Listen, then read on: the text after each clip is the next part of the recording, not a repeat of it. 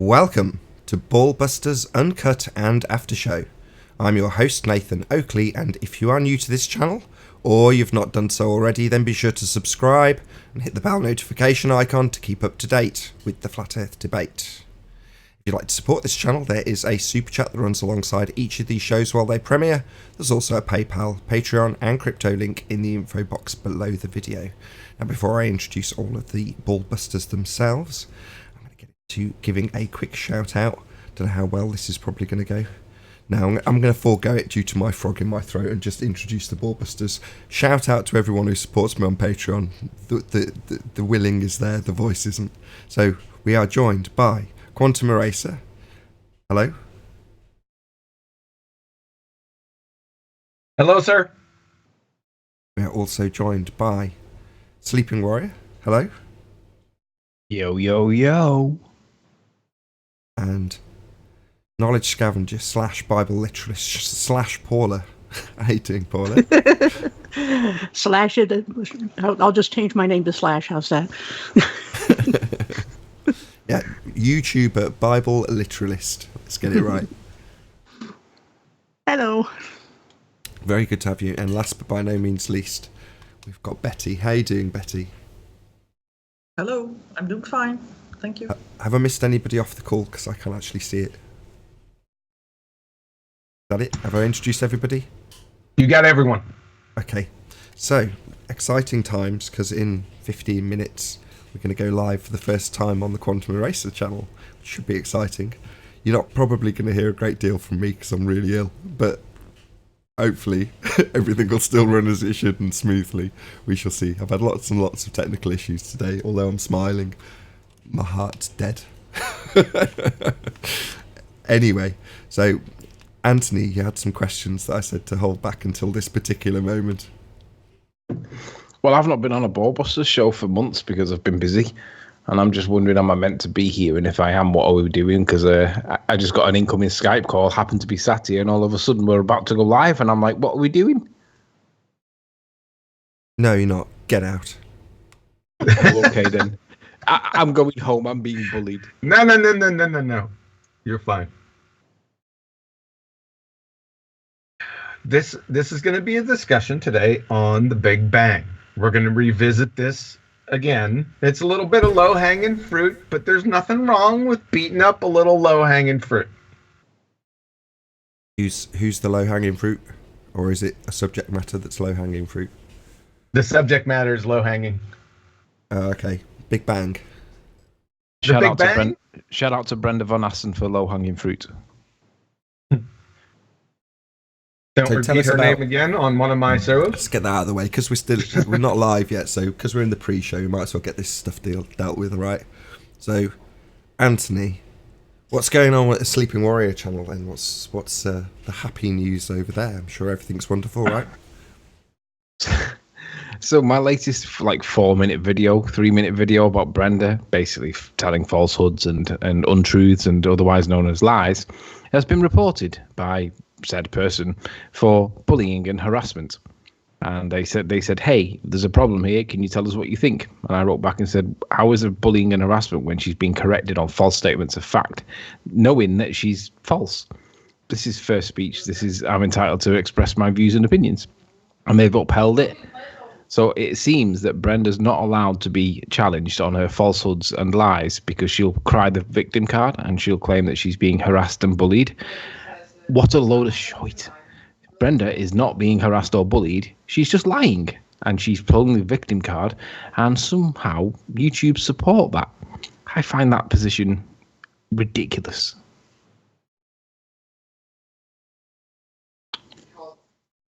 So what does happen to your channel then? Are you still allowed to do something? No, nothing. They just warn you. I think the first community guideline strikes a warning. I don't think it has any adverse effects to give you a warning. Well, I wasn't bullying or harassing her. I was pointing out that she was lying, and that's not bullying or harassing. But she pulled the victim card. Well, I don't know how I can possibly speak to that lady ever again, because if she's going to claim victim status for being told that she's wrong, that means that she can't debate anybody because she'll report them for bullying. So let that be a warning to everybody. Yeah. Yeah, that stops the whole debate, doesn't it? Of course it does. I wasn't rude. I just said that she was full of shit. She knows that she's lying. She knows that I've done experiments with hypothesis and independent variables and dependent variables, and I've demonstrated an alternative explanation for why gravity is not necessary or can't be evidenced, and she doesn't like it. And she reported me because she's a victim. I'll just be aware for everybody that's going to engage with Brenda. She might report you if you beat her. How's that for victim mentality? Yeah, she should be blackballed for that. Ridiculous. It's not a community guideline strength to disagree with somebody and point evidence to the contrary of her opinion. Just I mean, a couple Rumpus of never. things. How do you know it was Brenda? Because you have to be the person that's been bullied or harassed. Do you? Hmm? Do you? Do you? Yeah, do you? You said that with I think quite so. a lot of confidence. I think so. Yeah. How could You think how so? could you report? Well, so yeah, but if that's not the case, that means I could report any of your videos. If somebody bullied or harassed you, in my opinion, Yeah. right? And That's not likely. yeah, it is. Don't bring that idea to the world, hopefully. Well, no, that's absolutely the case. I could get my videos reported for harassment and bullying, not by the victim, if you want to call her that in this instance. But yeah, it's open for anybody to report violations of community guidelines. That's what is being reported. So to assert that it's Brenda is not reasonable. It would be ridiculous. Who else could be harassed or bullied by the video? No, it's against the community guidelines to be harassing and bullying. That's the situation, not for her to wield as a. You've got a wrong idea about how the community guidelines work. I'm really sorry. I'm trying to pepper it, but I can't. I'm too ill. That's rubbish. I don't know. I don't think you know what you're talking about. I've read through the guidelines on harassment and bullying, and none of the crimes that were detailed within that section were committed. Policies that YouTube community guidelines. Oh, hold on. You said it was just. Did they specifically tell you that it was taken down for harassment and bullying? Yeah, harassment and bullying. And then when you go into the harassment and bullying section, it says, these are the examples it gives. Learn more. I'm on the page right now.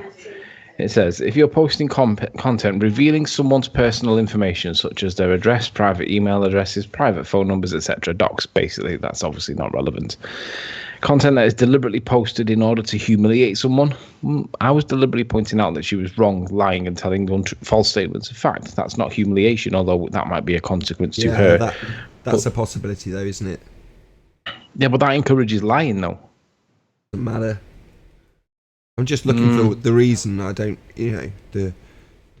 how outrageous it is that they even employ these rules. It's their platform, right? It's their rules. I'm just looking for the reason or the potential reason. It's not been posted in order to humiliate someone. It's to point out that this person's representing false statements of fact. If she happens to be humiliated. No, humiliate is an extreme behavior of negativeness. Humiliate would be the wrong word. She might be embarrassed. She might be upset. Humiliate. There's better ways to humiliate Brenda in this context. I wouldn't say that humiliate's the right word. Hey, anyway, the other one say hurtful and negative. Let's move on. What's the next one? Hurtful and negative personal comments about another person.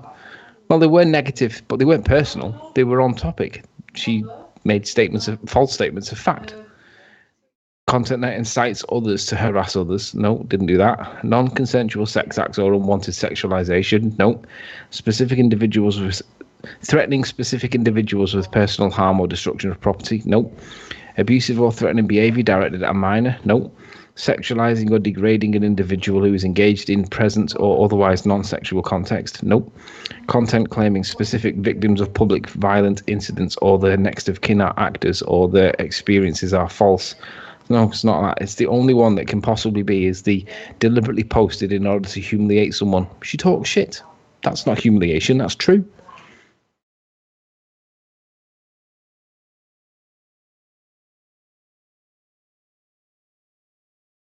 Anyway, I'm done rambling and moaning. So where's the star of the show now? Well, we start live in about 6 or 7 minutes, I think. 8 minutes. Okay. So when we're going to discuss this, are we going to discuss this from what perspective are we going to discuss it? From the we don't believe it, therefore it's not true, or it might be true, or are we just going to discuss it? What's the perspective or the angle? The Big The Bang. angle that it's pseudoscience and has about 100,000 internal contradictions. Other than that, it's good to go. So I could crack open the rum then and just sit back and enjoy this nonsense that we're about to laugh at. Oh yeah, the briefing. Okay, I'm gonna stop every now and again, and when I do, just keep your comments concise and to the point, and don't drone on. That's all I ask. Okay then. So that is making it impossible then.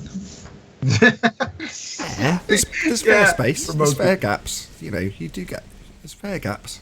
Well, typically there's fair gaps. I'm speaking right on John's behalf here.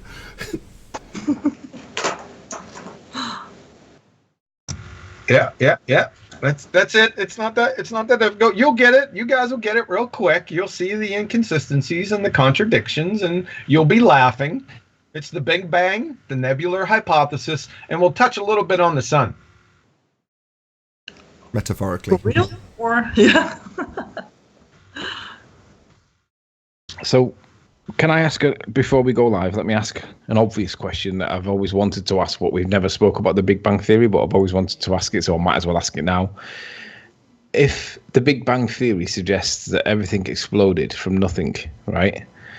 Doesn't that kind of violate the first law of thermodynamics in that energy can neither be created nor destroyed? Yeah, we're going to touch on that briefly. I've always wanted to ask that because it seems to be totally contradictory. It's like you can't start the essence of the beginning of time with a massive contradiction. Oh, yes, they can. Somebody And how hold about their second- beer. Oh, yes, they can. Oh, yes, they have. And how about the second law then? Huh? Well, I wanted to just start with the first one because it's like if energy can't be created or destroyed, what's the Big Bang Theory then? Yeah. You're on it, Anthony. Yep. So, who's got the contradiction counter going?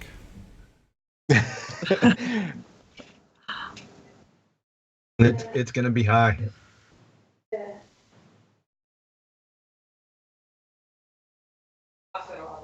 Yeah, 5 minutes. I'm really scared. Scared too. Double scared. Huh? So can I ask that question, John, without being like told to shut up or whatever? No, it's gonna come up probably pretty quickly. So no, that's a legitimate question. Okay. Nathan, have you ever wondered how that happens? If matter can't be created or destroyed, how did the Big Bang happen?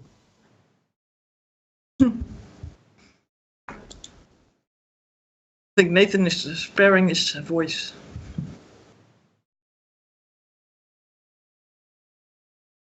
Hey, John, whilst we're here, I might as well just say this and get it out of the way. I feel honoured and privileged to be part of the...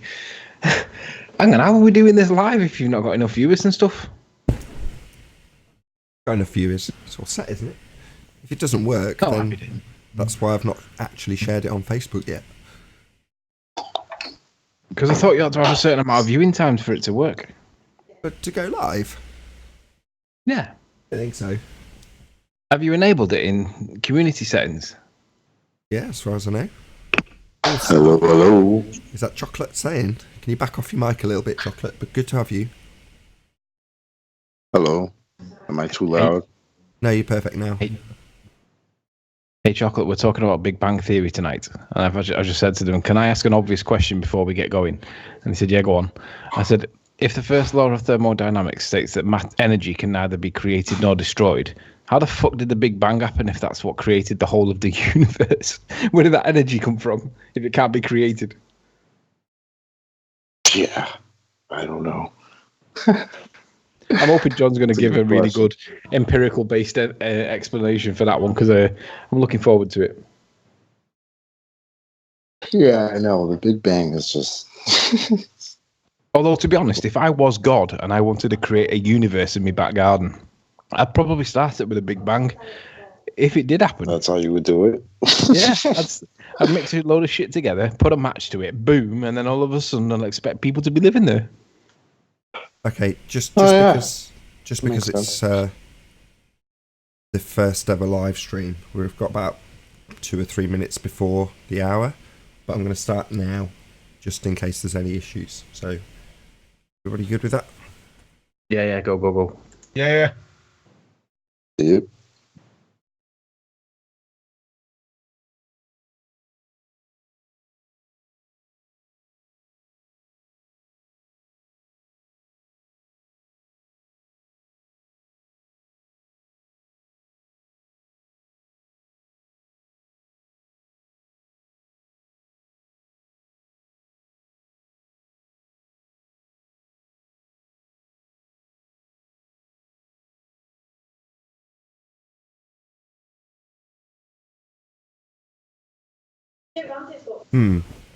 Nope, didn't work. I didn't think it would. You have to enable it in YouTube, you know. Have you done that? We've done all that. We've done all that. Talk amongst yourselves. Let's just try something. Okay.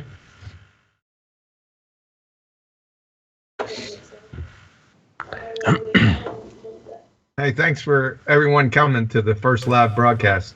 Maybe. Which might not be if I can't get it to work. No pressure, Nathan. You've got 2 minutes. Not a problem, John. 2 minutes to work out 20 possible problems, and you've got to find that one. Go. Go.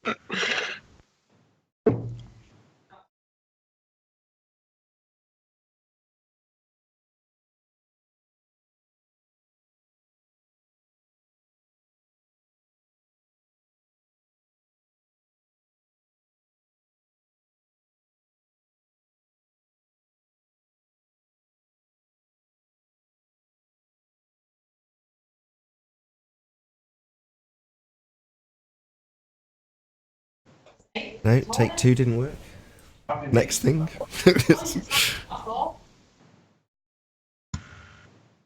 I have no worries, man. You're a professional.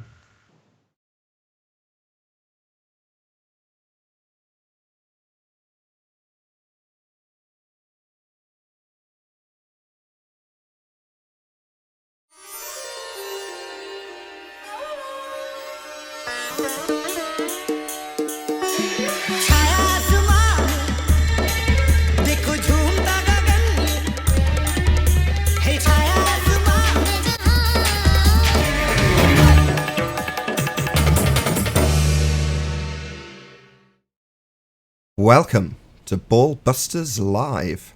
I'm your host Nathan Oakley, and if you are new to this channel, that's Quantum Eraser, then you need to subscribe and hit the bell notification icon to keep up to date with all the BALLBUSTERS, Flat Earth debate, science versus scientism, science versus pseudoscience, you name it, it is all going to be here on the Quantum Eraser channel. So subscribe today.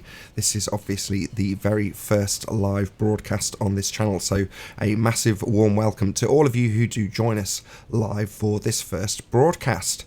Now, joining me this evening is, first and foremost, Quantum Eraser himself. So say a very big hello, Quantum Eraser. Hello, sir, and thanks everyone for showing up. It's going to be a bang. Let's hope so. We're also joined by Sleeping Warrior. How you doing? Oh, can you hear me? Of course, we did a sound check and a pre-show. I didn't realise I was expected to speak. I'm sorry. I'm good. Yeah, All is good. We're going to say hello to you at the very least. Has this show got a reputation or what? It's a very wet weekend up here in Liverpool, Manchester way, so it's going dark as well. It's weird. It feels like it's a proper autumnal day. We are also joined by Paula, otherwise known as YouTuber Bible Literalist. Very good to have you, Paula. Hello, thank you. Good to be here on this historic occasion. And also Betty, good to have you too. How are you doing, Betty? Yeah, I'm doing fine. Hello, everybody. And I'm very excited for the first show on Quantum Eraser's channel. So, ready to go. Excellent. And last but by no means least, we've got Chocolate saying, how are you doing, Chocolate? Hello, hello. Hello, hello. How's everybody doing? Good to be here. Shout out to QE. Shout out retracted. Shout out, not retracted. So, if you haven't figured it out already from the title, we're going to be covering the Big Bang, as is usually the case. Quantum Eraser's drawn up what he called an attack on the low-hanging fruit, and we had a good laugh about some of the most glaring contradictions. If it's good by you, QE, I know Anthony's going to be aching to get this in at some stage, so might as well just get it dealt with straight away. If that's all good by you, if I can get my words out. Go ahead. Okay, so Big Bang Theory, right? For me, this is the biggest load of pseudoscience nonsense ever. Evidence for it is long since gone and all that. But for me, I've always wanted to ask this question because I've never had the opportunity because Big Bang's never come up in Flat Earth. But I want to know the answer to this question. If anybody can answer it, feel free. The first law of thermodynamics states that energy can neither be created nor destroyed. If the beginning of our existence came from the creation of a boatload of energy, how can we start from the beginning with a massive contradiction in thermodynamics? Either there was an exception to the rule or we didn't get here this way. Does anybody know what the answer is? Pseudoscience. Special pleading. Special pleading because they have to have an exception to start with. And then ever since then it's been the other way. So there you go. This is like arguing that gravity is a force when you know it's not a force. Energy can't be created. So how can we exist if we resulted from the explosion of energy? This is a massive contradiction, John. Am I the only one seeing this, or is this true? No, it's a massive contradiction. And right, the show's over. Let's go home and resume normal life. Yeah, you've got it. We're gonna have a little bit more fun than that. It not only violates the first law, it violates quantum mechanical laws. So the big one is the first law. We can just stick with that, but you'll be hearing that throughout the presentation, I'm sure, a couple times. I've got my rum. I'm sat here ready to go. Let's hit this show on the road. We need some more pomp and circumstance. Oh, what, you want more frivolity before I stick your presentation up? I've got you on screen already. Might as well kick off. Yeah. We can begin. Are we good to go? We are indeed. The first presentation on the Quantum Eraser channel. Absolutely glorious. Go for your life. Thank you, sir. All right, here we have a depiction of the Big Bang. You'll see this in numerous places. I think I first seen it with Brian Greene, right? Now let's take a look at this. We have a cone shape here of what happened. Let's go back to the beginning. This bright light back here, a quantum fluctuation. How'd you get that without a knower of the path information? But you'll just whistle past the graveyard. That's that one, right? Yeah. And inflation. Yeah, we're going to be talking about that with the father of inflation. And we'll get his take on what he thinks of inflation. But the biggest thing that I saw when I first looked at this was, you see all this black stuff out here, around the cone? They put a few token lights out here, but I don't know why they did that. The question is, what is this expanding into? That was my question. I don't think anyone's answered that question. And I like this little ruler bar down here, 13.7 billion years from this point over here to the end. Well, what about before this point? What's this back here? Is this 1.21 gigawatts? Right? Yeah, I have some questions on this. But I thought I'd bring it up to start us off. So what is the Big Bang Theory? Well, in 1927, the father of modern cosmology, get ready for this, globetards, Georges Henry Joseph Eduardo Lemaitre, the Jesuit and Catholic priest, say hello, conjured what we know as the Big Bang, which he termed then the hypothesis of the primeval atom. Distinguished astrophysicist Fred Hoyle of Cambridge and of the tornado through a junkyard fame, Fred Hoyle, during a 1949 BBC radio broadcast, coined the phrase Big Bang, clearly pejorative and derisive, as Fred was a proponent of steady state theory. You see, atheists didn't much care for the hypothesis of the primeval atom back then because it hinted at a creator and was highly contentious over the next 20 years. So let's get a look at this gentleman. Where did he go? Doesn't look like he's around. That's not him. Looks like I'm going to have to catch that in between a break and try to see if I can come up with that picture of him. We'll continue. So, what is the Big Bang Theory? The basics of the Big Bang Theory from the universe today are fairly simple. In short, the Big Bang hypothesis states that all of the current and past matter in the universe came into existence at the same time, roughly 13.8 billion years ago. At this time, all matter was compacted into a very small ball with infinite density and intense heat called a singularity, right? We got a couple questions with this universe today. Number one, came into existence. Pray tell, what, where, and how? Then please explain how this doesn't violate, Anthony, the first law of thermodynamics and quantum mechanics, please. Number two, whoa there, Cochise. Infinite density? More like infinite imagination. From Yakad Heap Pendian. A singularity means a point where some property is infinite. For example, at the center of a black hole, according to classical theory, the density is infinite because a finite mass is compressed to a zero volume. Really? From Fizzlink.com, the Big Bang singularity is a point of zero volume, but very high mass, which makes the density infinite. Do you see some problems with those citations above? Volume can't be zero in this equation. Just can't be. Can't have it. Why? Because every primary school student knows you can't divide by friggin' zero, right? It's undefined. So now we not only can divide by zero all of a sudden, but when we do, the answer's infinity. Yeah, that's what it equals. Yeah, they just defined it that way. Well, it's undefined. We'll divide by it. That's infinity. My word. Number three, scientifically validate 13.8 billion years. Right? Let's go through the questions real quick. Natural phenomena observed, please. Post a formal scientific hypothesis. Identify the independent, dependent, and control variables in the experiment. And cite source, please. And then post a null hypothesis that was rejected or falsified. You will not get any answers to this question. Why?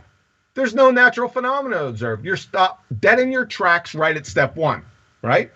Unless you're 1.21 gigawatts, right? You're not going to be able to answer this question. It'd be easier resurrecting Alexander the Great's horse than answering A, B, C, or D. And number four, you can't have zero volume and also have heat, that is kinetic energy, vibrating molecules. Clowns. Let's stop right there. Quick stop. Any comments, questions there? Feel free, BALLBUSTERS.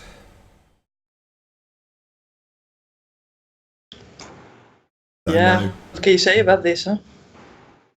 I mean, I don't understand the cone shape either. I mean, shouldn't it be going all over the place? If there is a place, time and space doesn't exist. So, in when there's nothing, so Yeah, it has a direction, a shape. It should be random, all in all directions, exploding.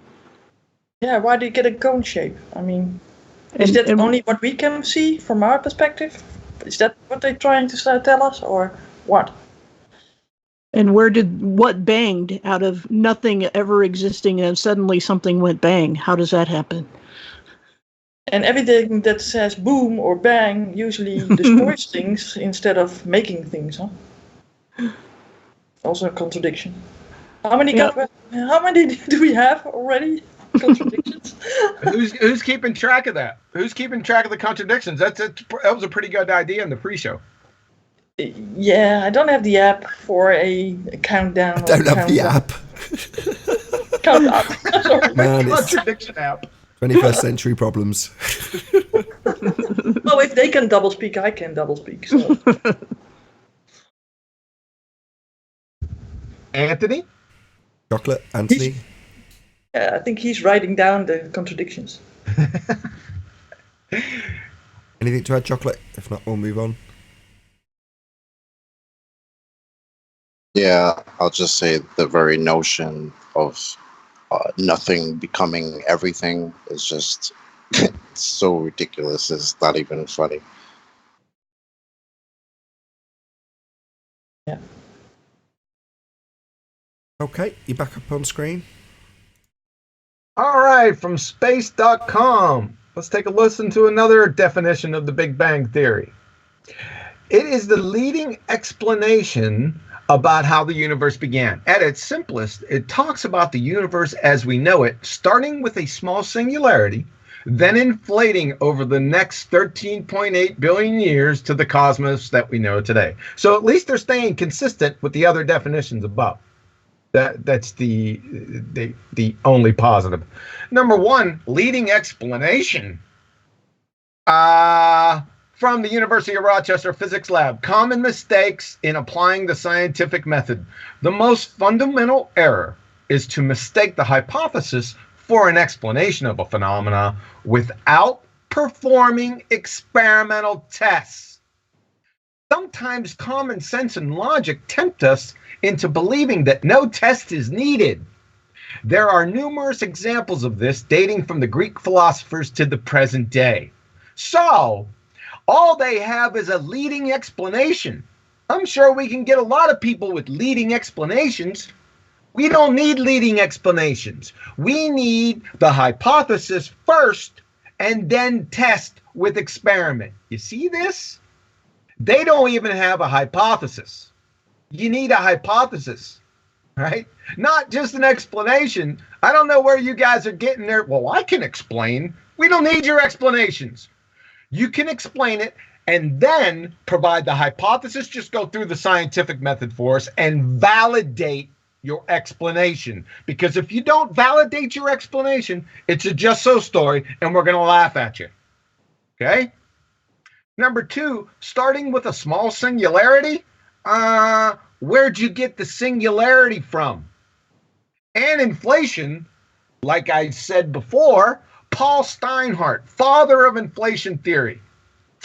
Interview in Scientific American since 1983, it has become clear that inflation is very flexible, parameters can be adjusted to give any result, and generically leads to a multiverse consisting of patches in which any outcome is possible.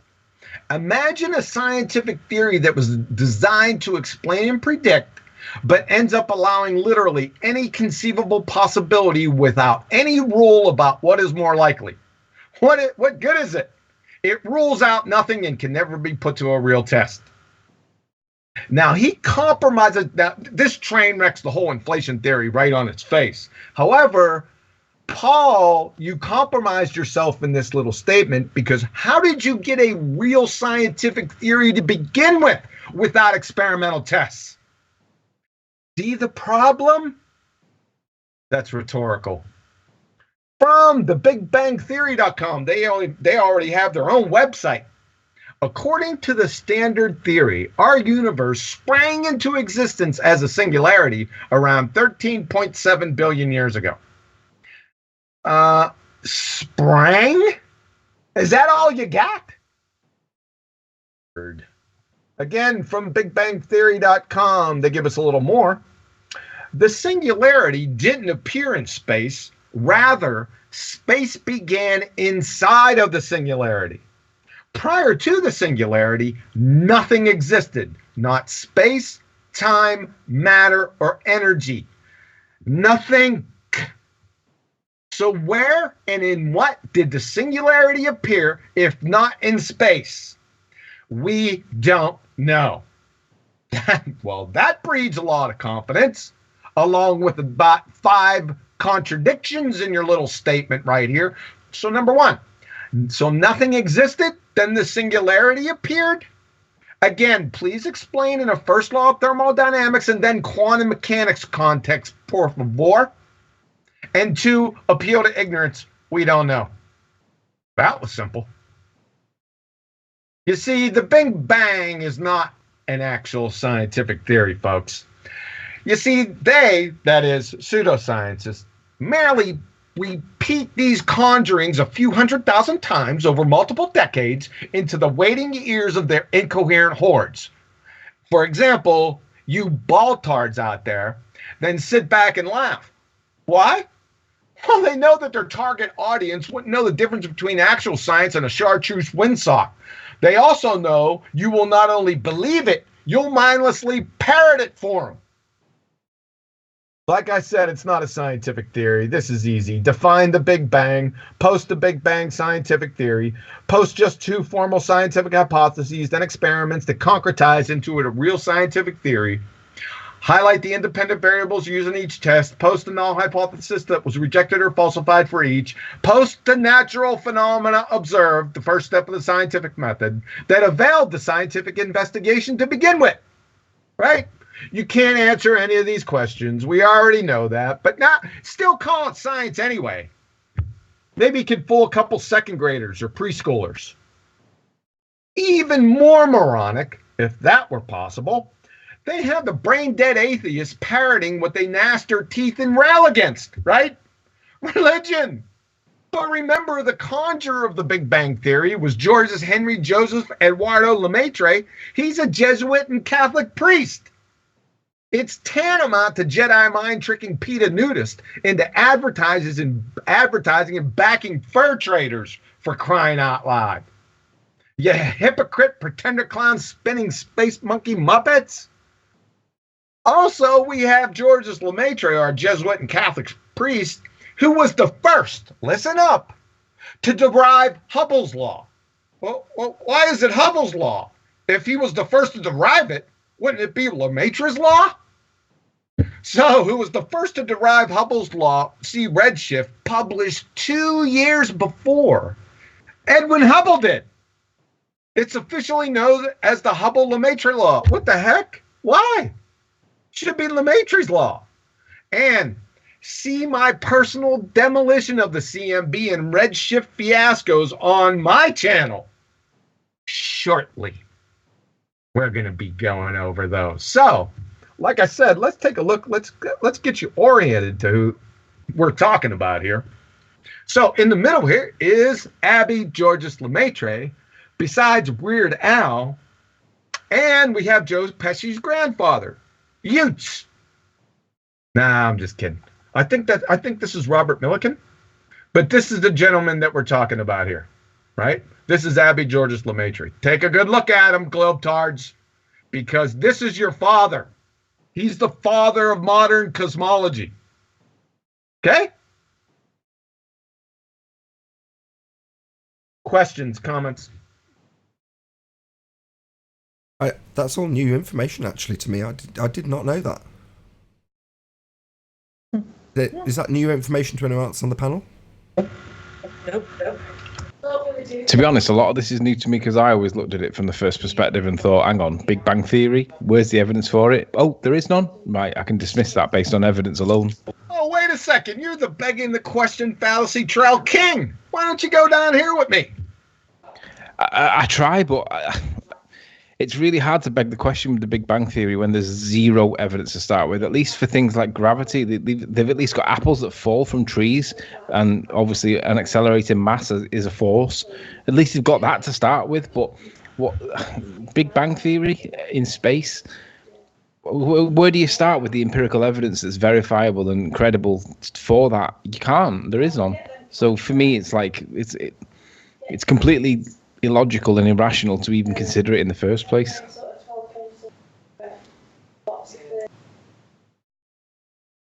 Any more? Yeah. Can you scroll back to the quote from where you see the Greek Greek priests, basically, I think. I mean, if everything sprang from there, isn't it then that it's just all coming back to a couple of people said something in the past, and this is now the result of it? Which one are you talking about? Yeah, there was some quote where you had said that it's nothing about experiments and stuff, and then it says something about, it's a while back, I think. A little bit back. Is it a little further than the inflation theory? Yeah, I think so. Yeah, there you go. I mean, there were numerous examples of this, dating from the Greek philosophers to the present days. I mean, it began with a couple of people that had some ideas, philosophers, right? So they didn't do any experiments. They were just thinking about stuff. And it seems like they all derive all these ideas and come back to these Greek philosophers and say, look at these wise people. Right. In the context of no experiments. Yeah, you're correct. That's what they were doing. Exactly. Yeah. They would just make a claim or like you say, just declare. Yeah. Or that they were just philosophizing and we are, after the fact, making it up to be that they were correct or something. I mean, it seems like they have these guys in the past, which we cannot verify what they really believe. They wrote up stuff, but how can we know that that's true? Huh? I mean, people are also about the Bible are saying stuff. Well, how could that be? These were fallible people, weren't they? But we're going after these Greek philosophers as if they are telling the truth. Yeah, it doesn't even matter anyway because they don't have, not only the Greeks. I mean, if they're going to parrot what they got back in history, that's fine. I don't have a problem with that. But show me the experiment with your explanation validating this claim. That's how you deal with it. Yeah. Yep. Yeah, it's funny. And what is a singularity exactly? Can anybody show me a singularity? Can any of the 100 people watching on the Quantum Eraser YouTube channel show you a singularity? Maybe that's the singularity. The idea that this is a new show on the Quantum Eraser channel. Huh? That's my ham-handed way of shouting out the fact that you've got 100 people watching, which is just awesome. Anyway, that's outstanding. Thanks, guys. I appreciate that. Like I said, I'm just overwhelmed. These past 10 days, it's been a whirlwind for me. I never planned on having a channel, so things are moving at a rapid rate, let me tell you. But I appreciate you guys. Shout out to Nathan for bullying. What? Any comments, Paula? Nothing really new to add. It's just such an obvious just so story from the very start. What else is there to say? I mean, they admit there was nothing at one time, and then they say something, a singularity, to call it something, just appeared magically, and then it exploded magically without a cause into something bigger than itself, which is impossible, and then it ordered itself. It's just one self-contradiction after another is built on pulling a rabbit out of a hat. There's just not much to say about it. Yeah. I do have one question. Go ahead, Sleeping Warrior. John, according to the Big Bang Theory, is it possible that there could be matter before the Big Bang Theory that was in the place where the Big Bang exploded? could there have been matter in that area where the Big Bang exploded? In other words, is there anything older than the Big Bang itself? No, that's a second law of thermodynamics violation. So in that case, I've got something to present, and I'm not sure if now's the right time or not. How long is it? 30 seconds. Oh, that's fine. By present, you just mean say. Start the clock. Say again, Nathan. Just means say, right? Yeah, present my screen if you don't mind. Okay, go ahead. Okay, so if nothing can exist in the area where the Big Bang took place, right? Daily Mirror, national newspaper in England, is reporting that there is a star that's older than the universe, pointing to a major flaw in the Big Bang theory. just one major flaw, right? So apparently it says, a star that's older than the universe is baffling scientists, suggesting that there might be something fundamentally wrong, just one thing that's wrong with the Big Bang theory. Detailed measurements of the expansion rate of the universe based on Einstein's theory of general relativity placed the Big Bang at around 13.8 billion years ago. However, recent analysis of a star known as Methuselah star using the orbiting Hubble Space Telescope suggests that it is 14.5 billion years old, some 700 million years older than the universe. The Methuselah star, codenamed blah blah blah, was first catalogued in 1912 and lies only 190 light years from Earth. Analysis of the star has revealed that it contains very little iron, suggesting that it formed before the element became common in the universe. What do we know about how spectroscopy and light and interpretation of spectroscopy shapes our interpretations of the atmosphere? Well, Nathan's got the best explanation for that one, because I'm going to get background noise now. Nathan, do you want to tell us about how the telescope thing with the what is it, spectroscopy? What's that one? Well, what the example? I'll leave that till the end. So just so you don't get if you can get your screen unpresented and quantum erasers presented again, just so that's done. The transsexual spectroscopy example can wait till after, if that's good by you. Yeah, but my point was that apparently they've now found a star that was older than the Big Bang itself. So I find that to be ridiculous. Yeah, yeah. But I see there's a little confusion here because number one, with your question, you said before the universe. That's not what they're saying here. What they're saying is that they're trying to push the timetable out because you can't have a star older than the universe because the star is in the universe, right? So that's a contradiction right there. What they're trying to do is they're trying to push the timeline back now, right? Well, the heading does say star that is, quote, older than the universe points to a major flaw. I mean, I'm not saying that it is or it's not. I'm just telling you what the news is telling us. It can't be older than the universe. The child can't be older than the parent. I know. That's what I'm pointing out. That's the first thing I thought when you said it. I was like, wait a minute. How could it be older than the universe? I agree. If it's in the universe? How does that make sense? I'm just pointing out the silliness of what we're being told in the news. Let's just bring Is someone writing this down as a contradiction? Yeah, it is. It's another one for the contradiction counter. But I just want to point out that if you're just making this stuff up, right, the contradictions don't really matter, because it's not real to begin with. Yeah. It doesn't actually affect our life very much. I know people believe this is their reality, and that's complete nonsense. But I'm just saying, when you're making it up in the first instance, there's going to be problems. Yeah, but I think what it does is, like, if you're not evidence-based, right, you're going to believe that there's possibly a star that's older than the universe. But if you're an empiricist like me, you're going to look at this and think that the science world is trolling the dopey people, like, people like, I don't know, Daniel in chat that thinks that stuff that appears in newspapers is true. They're actually trolling people like Daniel. That's what they're really doing. I just look at it and laugh and think that they're trolling people.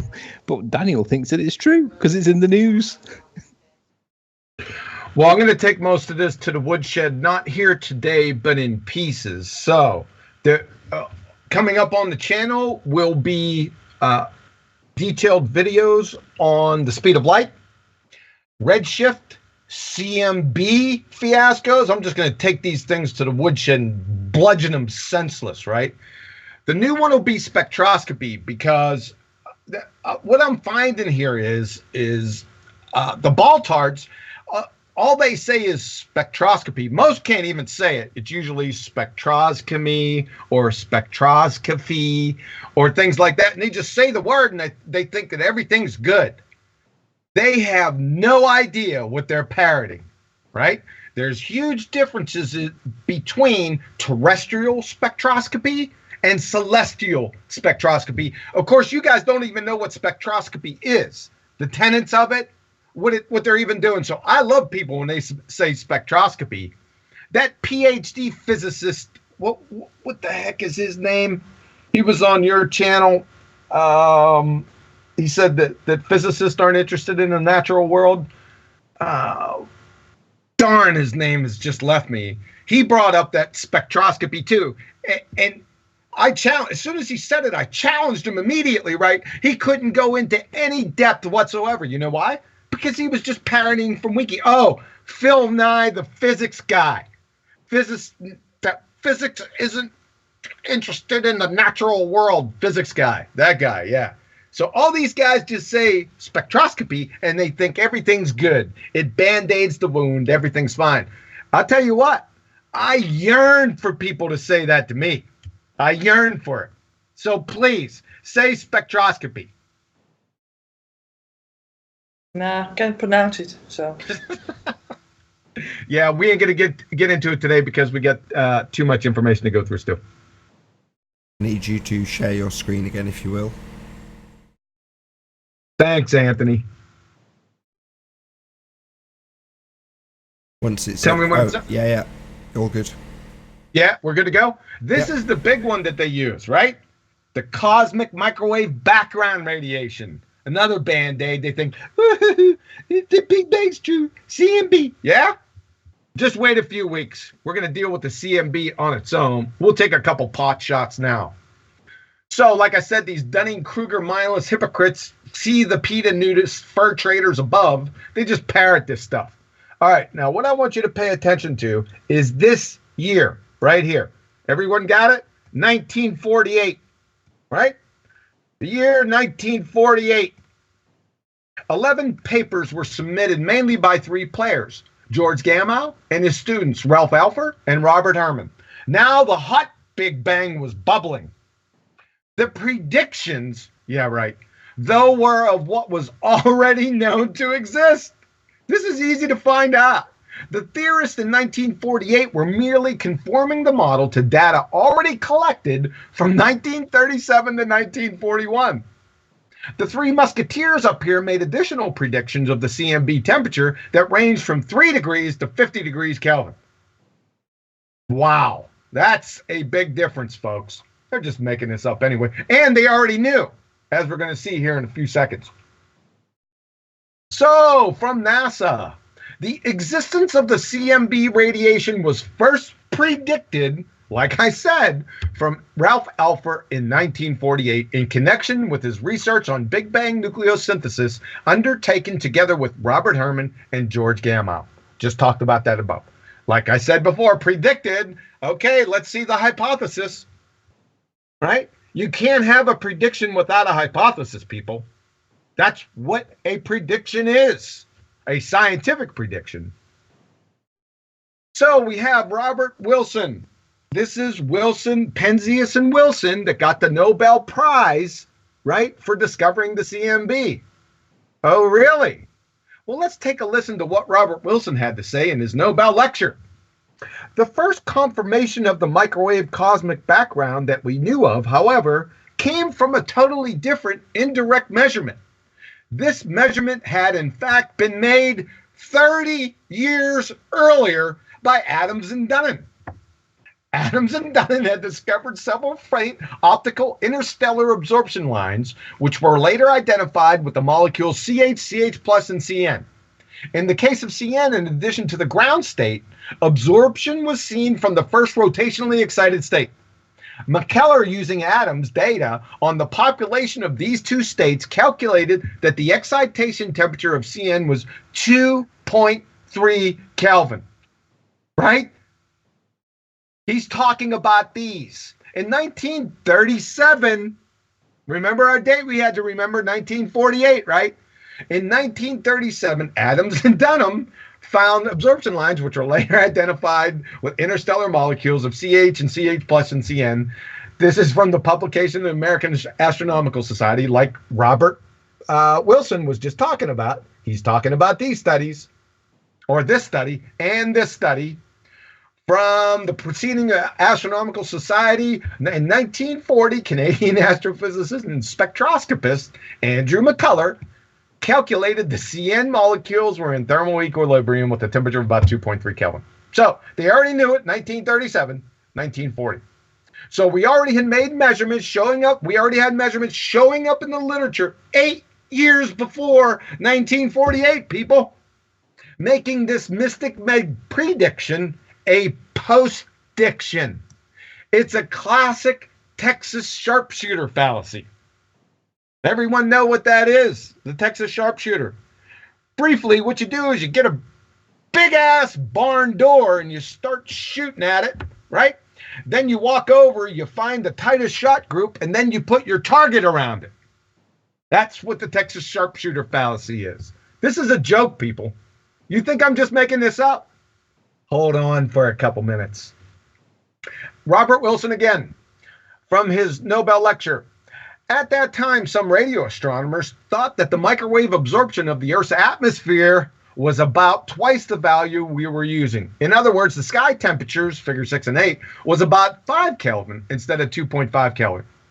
We knew from our measurement of sky temperature, as shown in figure 7, that this could not be the case. Really? How'd they know that? Again, see my personal demolition of the CMB and redshift fiascos quite shortly. They'll be coming out. All right? And this CMB, this is a joke. Redshift is a joke, is what I'm trying to say. But we're getting off topic just a little bit. At 5 Ka, that's a full universe worth of error in the prediction. Yeah, their Mystic Meg prediction. This is tantamount to predicting the Seahawks will score between 0 and 1,000 points in their next game and claiming confirmation of the prediction when they score 28. Wow. You must be a scientist. Let's just say what needs to be said. Mitchell, William, Big Bang Theory Under Fire from Physics Essays, Volume 10, Number 2. This is a peer-reviewed journal. Listen up. History also shows that some Big Bang cosmologists' predictions of the MBR, that's a microwave background radiation temperature, have been adjusted after the fact, Texas sharpshooter-like, to agree with the observed temperatures. Ka-friggin' boom. Questions, comments? No, like I say, I got one. Well, I just want to reiterate what I said before, which is, like I say, when you're making it up, there's going to be problems. So fudging the facts to match reality, that's going to be a consistent theme, right? So let me give a flat Earth reference for this. Slice Barkane recently did a test or a measurement which he claimed would demonstrate the curvature of the Earth using pipes with water in it, and he said it would conform to the shape of the Earth. And when he failed to get the confirmation he was hoping for, he started looking for the reasons for why. Can you imagine if he, quote, adjusted his results to match the shape of the Earth, and it was then become apparent that he'd adjusted them results? That wouldn't go down very well in the flat Earth community, would it? But it seems to be okay in the scientific community. It seems to be a little bit false to me. It's a complete outrage. Betty, maybe? Nah, nothing to add to this. It's contradiction and contradictions.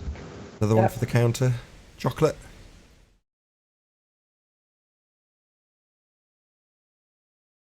Yeah, again, like, how do we know what the temperature was, and they're just adjusting it after the fact? Like, it's just it's ridiculous to think how many people believe this to be their actual reality. And it's crazy because I went so long without realizing how unscientific the Big Bang really was. And yeah, it's a joke. Yeah, it's an outrage. I've left you till last, Paula, because I'm pretty sure you're going to have a few things to say on this. Maybe I'm wrong. Well, it goes back to what Betty said about the Greek philosophers. That's where it came from, philosophy, not observation. And so they have to do the Texas sharpshooter thing to make it all work. And that's just as you predicted, saying that it's a fantasy from the start. So that's what you're going to get. You're going to see all these problems with it because the story has to keep changing. It's like George Lucas, in his prequels and sequels, changing the storyline fundamentally and just ruining the whole story. But in pseudoscience, it doesn't ruin the story. People just have the memory of a goldfish, and so they don't remember what was predicted in the 20 or 30 years ago, let alone the 20s or 30s. And so it's easy to do because it's a never-ending story that just keeps evolving. That's the only thing that really evolves is the story. And they don't teach people in school the history of these scientific theories. I've mentioned a physics class I took called 7 Ideas That Shook the Universe, and there was a BBC series called The Day the Universe Changed that brings that point out, that the whole idea, the whole paradigm of what we're living in has changed significantly at least 7 times in history. And nobody bats an eye. They're just like, well, we used to believe this, now we believe that, but it's always believed. It's never proved. And it's all relying on math and derivation and speculation purely. So it's philosophy at the very heart of it, start and end. Right, and it's also a nice highlighting of the hijacking of science. There's no empiricism here, there's no establishment of cause and effect here, but we're still going to hear the word science being used by you when you're describing what they described to us from birth, in terms of their models and their reifications and their Texas sharpshooter changing the details after the fact. The whole thing's an outrage, but people still firmly hold on to it as their reality. Shocks me now when I verbalise it, but that is the situation we're in with 99% of the Western world. We talk amongst ourselves like it's so normal to poo-poo this stuff and outright dismiss it for the nonsense that it is, unless we forget that so many people are brainwashed with it. It's a really weird position that we find ourselves in this current time. I hope you all agree. Yeah, certainly agree. Yeah. You move on? Yeah, I agree with that. Yeah, I'm ready. Let me know what's up. Ready to go whenever you are. You're up. We good? All right. Christians, be very, very careful. Because remember, Georges Lemaitre, Jesuit and Catholic priest, conjured the Big Bang. So let's slam the brakes on the Christian moniker. Let's take a look at a compare and contrast between Big Bang and God's Word. Big Bang, naturalistic cause. Singularity, quantum fluctuation. That's a joke. Nothing and others. Also, a first law and quantum mechanics violation. God's Word, God caused it. Big Bang, billions of years ago. God's Word, thousands of years. See Genesis 5:10 in the Doctrine of Salvation. Big Bang, sun before the earth. God's Word, earth before the sun. Big Bang, earth, molten rock first. God's Word, earth, water first. Big Bang, fish before trees. God's Word, trees before fish. And probably a bunch of people's favorites down here. We won't get into any discussion today. Is Big Bang, dinosaurs before birds, and God's Word, birds before dinosaurs. So, like I said, be careful up here.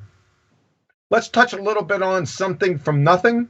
This is David Darling on creation of something from nothing, New Scientist. He's a particle physicist. What is the big deal? The biggest deal of all is how you get something out of nothing. Don't let the cosmologists try to kid you on this one. They have not got a clue either, despite the fact that they are doing a pretty good job of convincing themselves and others that this is really not a problem. In the beginning, they will say, there was nothing, no time, space, matter, or energy. Then there was a quantum fluctuation from which, stop right here, stop right there. You see what I mean? First, there is nothing, then there is something. And the cosmologists try and bridge the two with a quantum flutter, a tremor of uncertainty that sparks it all off.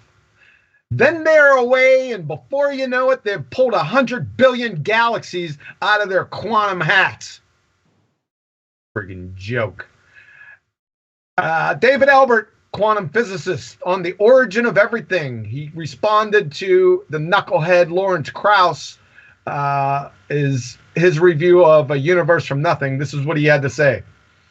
The fact that some arrangements of fields happen to correspond to the existence of particles and some don't is not a whit more mysterious than the fact that some of the possible arrangements of my fingers happen to correspond to the existence of a fist and some don't. And the fact that particles can pop in and out of existence over time as those fields rearrange themselves is not a whit more mysterious than the fact that the fist can pop in and out of existence over time as my fingers rearrange themselves. And none of these poppings, if you looked at them aright, amount to anything even remotely in the neighborhood of a creation from nothing. Alan Guth, professor of physics at MIT.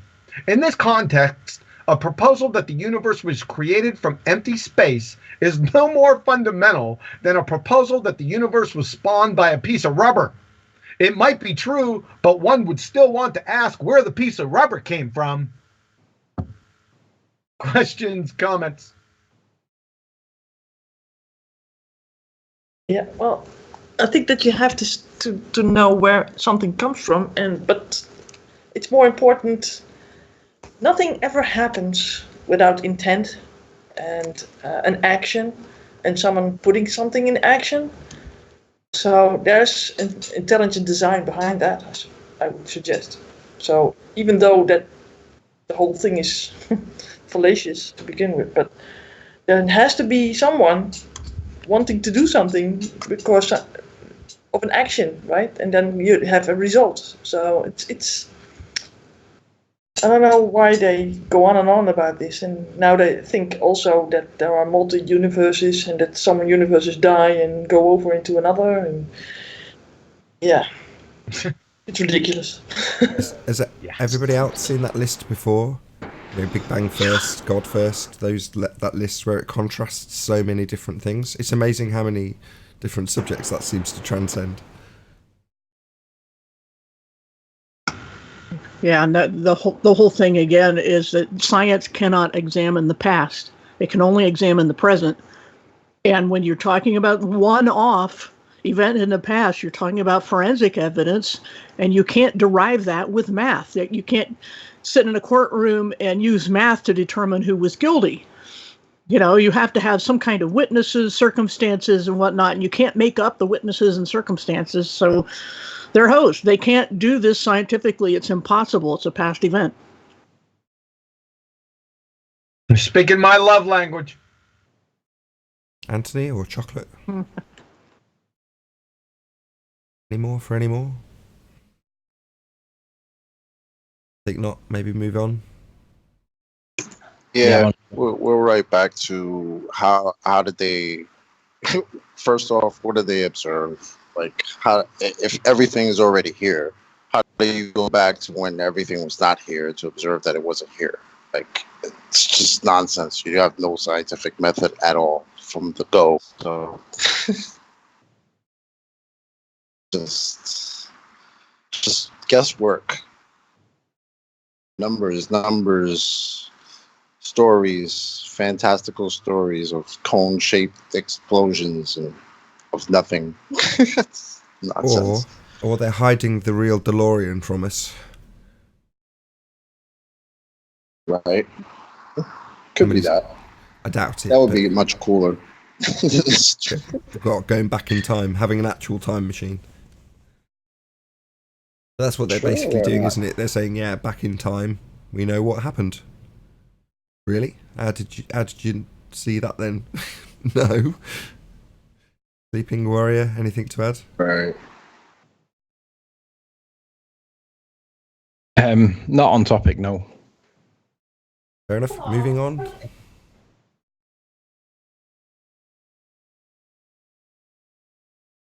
Let me know when it's up. Yeah, you are up.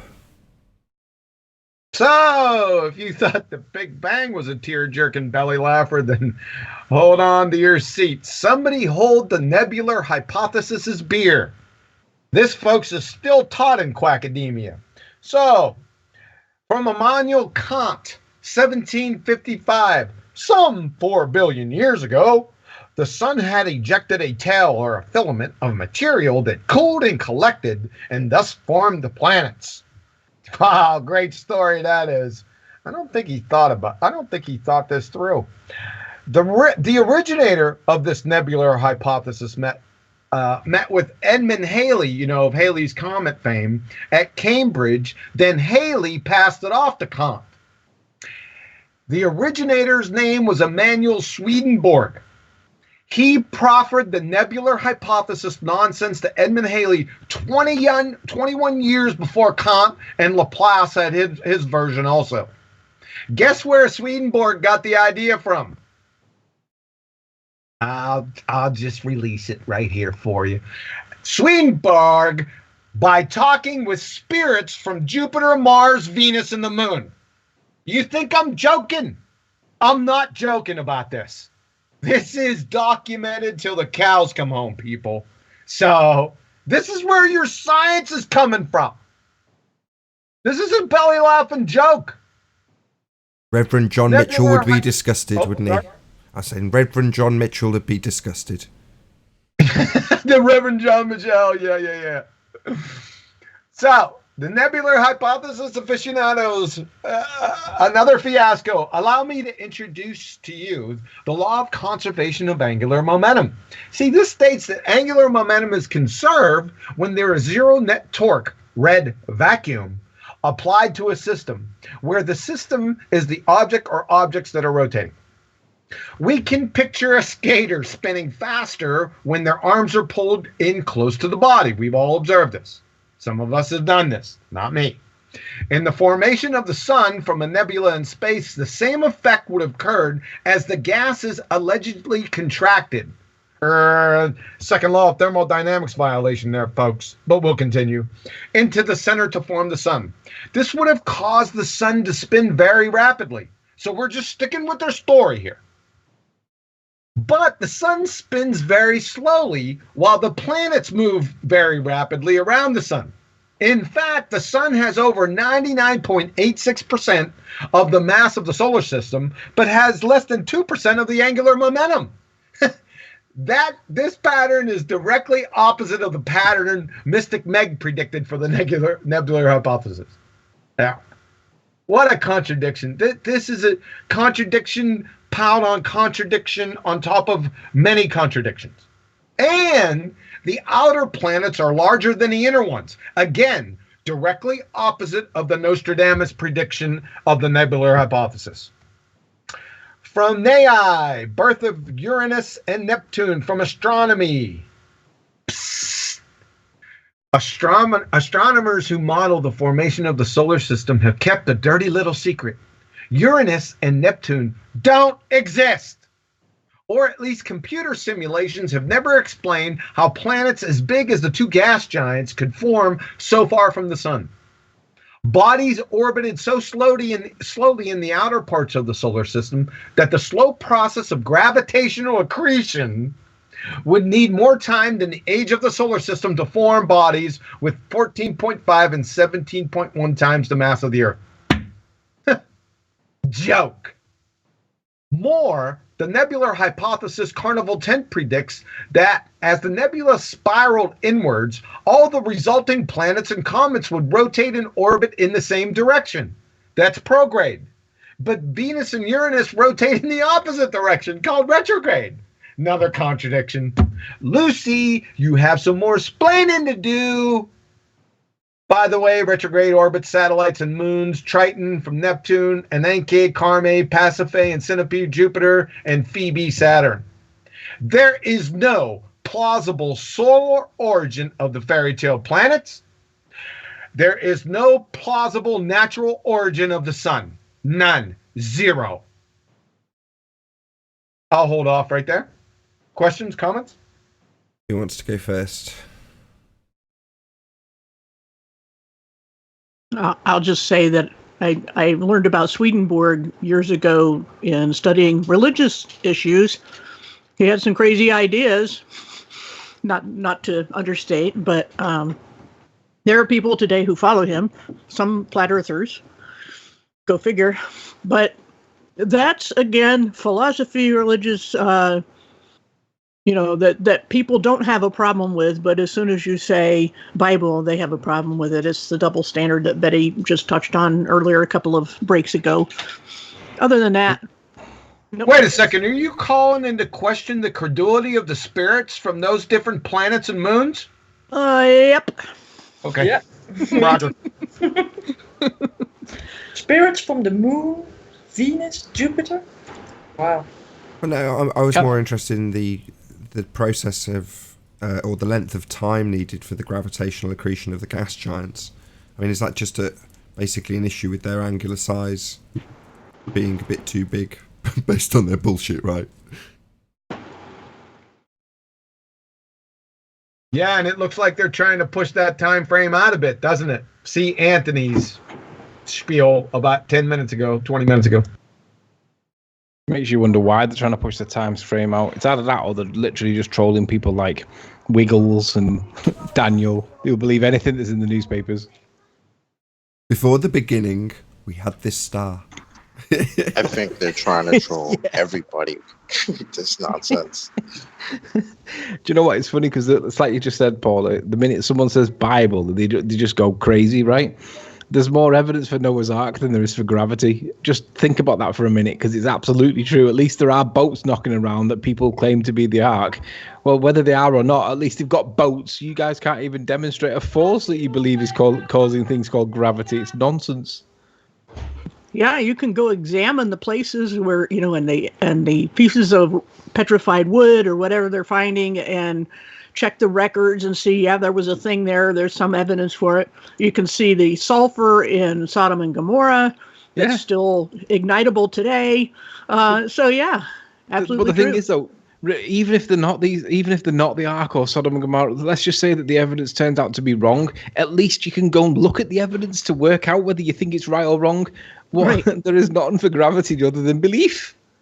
Oh, it's a story. Let's do a rare shout out for RSE channel. So he recently visited the town of Gomorrah, if you can call it that. It's just a wasteland, and did exactly that when I had a look at the sulfur.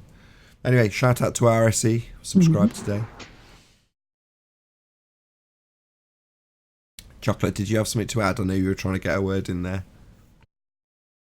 No, I mean, I could go on with all sorts of archaeology that's been done that is real evidence that you can examine and put in a lab, but, that's not really what we're talking about. We're talking about stories. I'm just going to do another quick shout out to the 150 people watching this live. Big shout out to all of you who've tuned into Quantum Erasers channel live. Subscribe if you've not done so already. Betty, have you got something to add? Nope. Not at all. Everything's been said, so. So somebody's just put it in the chat. It's $E. So yeah, I'm not even going to. Anti-disestablishmentarianism puts it RSE. $E. Yeah, correct. Move on, Quantum Eraser. Did I miss anybody? I don't think I did I? You're up. Ready when? Yeah. No, you're I'm ready good. when you are. Did Chocolate want to add anything? Oh yes, Paula answered. I did ask Chocolate, but Paula answered. Chocolate, did you want to add something? No, I'm good. Everything that could be said has been said. It's just fanciful stories. I did like what Paula said too. Like, yeah, people say Bible and they lose their minds, but then they believe this. You don't lose your mind at this. No, and same goes for Reverend John Michelle. Right, I'm going to put you back up, John. You're ready. I'm ready whenever you are. 10-minute warning. This is the last topic for today. It's going to be, we're going to talk a little bit about the sun. So, sun formation. Let's go to Eva Novotny, Introduction to Stellar Atmospheres and Interiors. Listen, I'm going to read this twice. I'm going to read this without any comment from myself, and just below, I'm going to add my comments to this. This is beautiful. Listen closely. The process by which an interstellar cloud is concentrated until it is held together gravitationally to become a protostar is not known. In quantitative work, it has simply been assumed that the number of atoms per cubic centimeter has somehow increased about 1,000-fold over that in a dense nebula. The two principal factors inhibiting the formation of a protostar are the gas that has a tendency to disperse before the density becomes high enough for self-gravitation to be effective, and that any initial angular momentum would cause excessively rapid rotation as the material contracts. Some mechanism must therefore be provided for gathering the material into a sufficiently small volume that self-gravitation may become effective, and that angular momentum must in some way be removed. Okay, got that? Here's my additions. Let's see if we can find some peccadillos in here. I'm sure they're not going to be that hard. I highlight them. So we're going to read it again.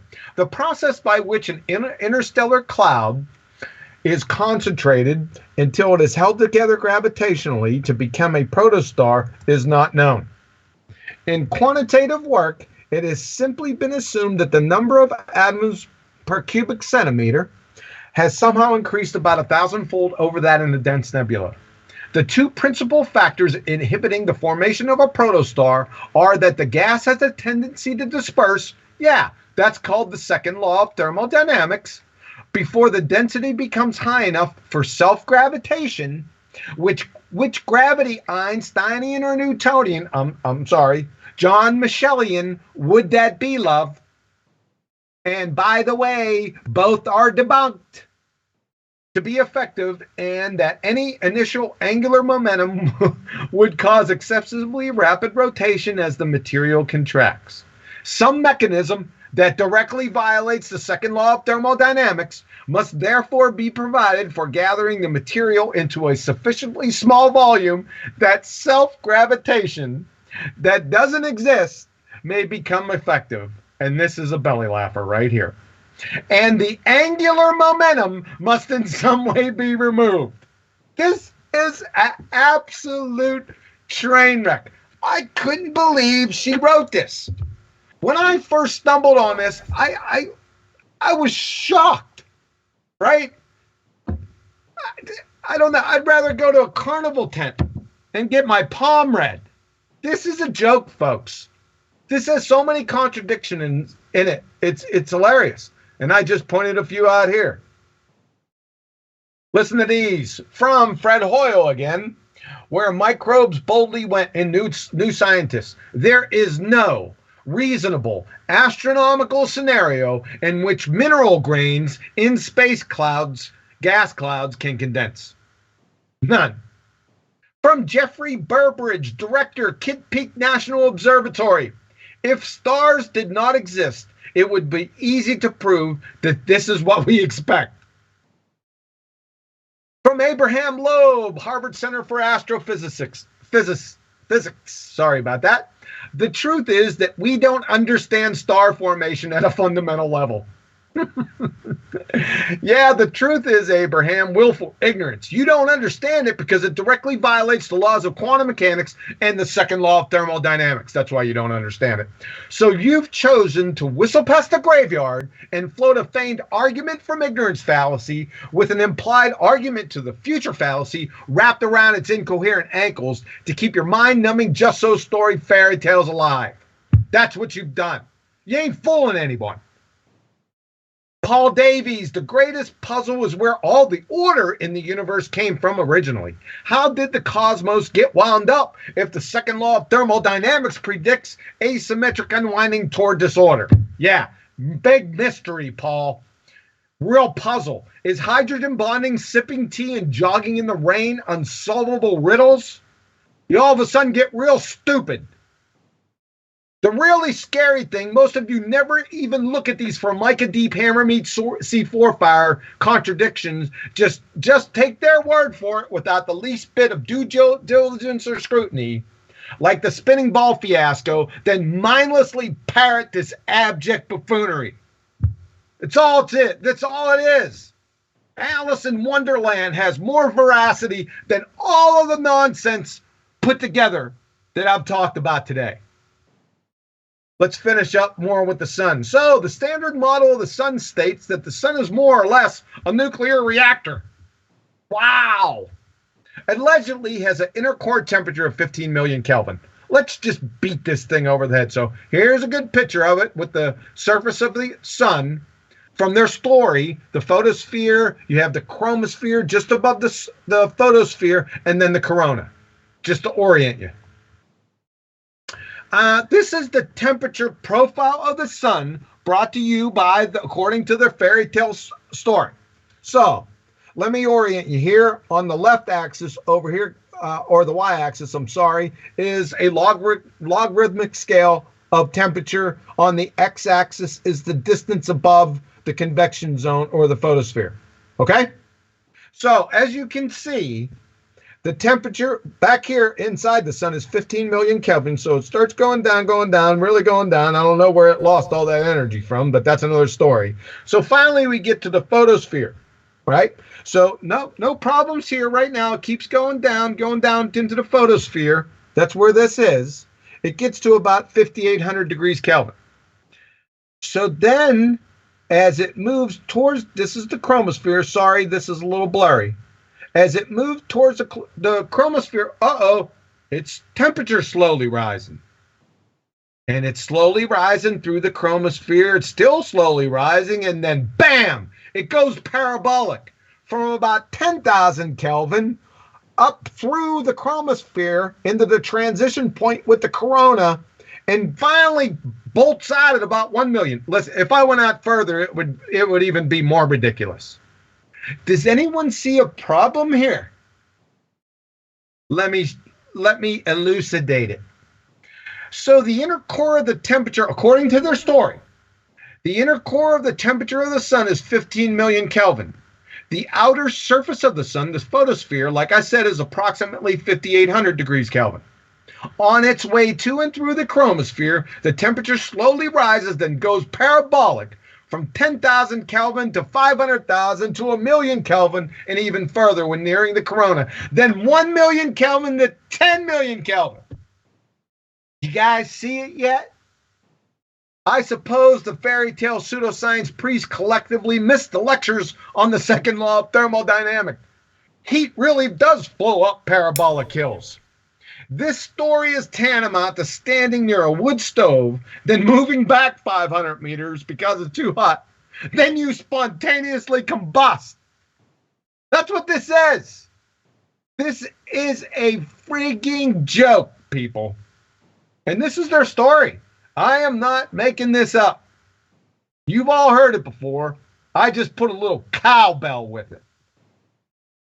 So that finishes up the presentation. Thanks for your ear. Have a great day. And thanks for subscribing and showing up to the first ever live show on my channel, folks. Appreciate that. Out. Good presentation. Well done. I think that's an excellent opener as a live show. I was just about to thank 153 people in the live stream for tuning in, hopefully smashing the PayPal link, and of course subscribing to Quantum Eraser YouTube channel. So any of the Ballbusters got any closing remarks? The live stream link isn't going to be public for this first show, although if you are on the Discord server, Science versus Pseudoscience, this is your opportunity. We may have a little bit of public response, we shall see, but you'll have to already be registered as part of that server. So any of the Ballbusters, maybe if we start where we left off last time, Chocolate, anything to add? Closing remarks, perhaps? Yeah. So all this was based around the violation of the first law of thermodynamics. Are you Chocolate? You never said Chocolate. You said any of the Ballbusters panel, didn't you? It doesn't matter. I actually did say Chocolate, but it's all good. Oh, did he? Go ahead. Oh, I'm sorry. I'll go on mute, Chocolate. You interrupt. It's all right. It's all right. No. Go ahead, brother. I thought you said anybody on the panel. Did he not say that? I think we should specifically hear from Sleeping Warrior, you know. Praise to sleeping white. Right. So all this whole discussion or this whole presentation is based on a violation of the first law of thermodynamics that energy can neither be created nor destroyed. This is nonsense. I can't believe that this is even a potentially real scenario. Where's the science for this? It's nonsense. They just make it up, Anthony. Well, Didn't you know that? My favorite is the sun. The whole that what John just went over, how it actually gets hotter as it goes away from the core. It's like, what? How does that work again? I like the That's analogy. my favorite part of the story of the sun. I like the analogy too. So you're quite close to the bonfire, and you go, "Whoa, it's a bit hot here. I'll move back 10 feet." So you walk backwards 10 paces, and then suddenly burst into flames because it's got much hotter. Yeah, I mean, this is comedy. It's hilarious. Paula? Right. Not to mention that it's sitting in a vacuum too. So yeah. I was going to say, yeah. I'll brace myself for Anthony's voice. Yeah, I would just say once again, you can't falsify a story. I mean, it's not science if you can't falsify it. It's not a scientific theory. And there's no way to falsify a story, especially one with so many contradictions. You can make it anything you like. It's pure fantasy. Which is what they kind of do with gravity. It's the same kind of nonsensical explanation. The more we talk about it, the more real it is. It's like climate change. They gave up calling it global warming and global cooling, and now it's climate change, and now it's climate chaos, because whatever they call it, they can make anything they want to blame for it. Yeah. So if it's global warming, it's because the ice caps are melting, right? Increasing the volume of water over the whole planet. But when they realise it's cooling, then it becomes, well, it's cooling because we're putting too much oxygen or whatever into the atmosphere, and they'll constantly make it as though it's our fault and we all need to be taxed for it. Yeah, that's the idea. It's to make us to blame so they can impose worldwide draconian measures to curtail our freedoms and take our stuff from us. And that's what it's all about. And it's very much like Orwell's 1984, the explanation toward the end to Mr. Was it Winston, what was his name? Anyway, the protagonist in the story, they're explaining to him how this works, so that if they want the Earth to be flat, if they want there to be, no gravity or how many planets or whatever it is, they just declare it to be so, and it's so because they declared it. That's their blueprint for all this, and science is no exception. Oh, it makes me shudder. Who's scraping the plate? Oh, that's me. I'm having tea. Sorry. They should. I'm multitasking. Don't ever let it be said that Sleeping Warrior can't multitask. He can eat his tea whilst having a conversation on the Big Bang. Wait a second. You're eating tea with a fork and a knife? Let's not get into this, right? No, it's not that kind of tea, John. I've got some comments from Betty, not I that hope. kind of tea. No room for Strong tea there, huh? We've got to have some more comments. Hopefully, Betty. It's a bloody outrage, right? They've just made the whole thing up. They've called it science. It's an outrage. I don't know. We're all in very jovial moods, but this makes me shudder, if I'm honest. Well, before John presented this once on Cataxis' channel back in the day, I never heard about this whole thing. And when he spoke about it then, I thought, how's this possible? Why did nobody ever say anything about it? I mean, why doesn't the whole sort of community not respond to this? That it can't be, and everybody just going along with it and adding on even more fallacious stuff on it. It's beyond me. It's because they only pick scientists that have a mortgage, a couple of kids. You never see anybody that's young, free and single driving a Ferrari, do you? You need responsibilities to maintain throughout their life, otherwise you can't be a scientist. Oh, you just said the key word. People listen to them because they're scientists, right?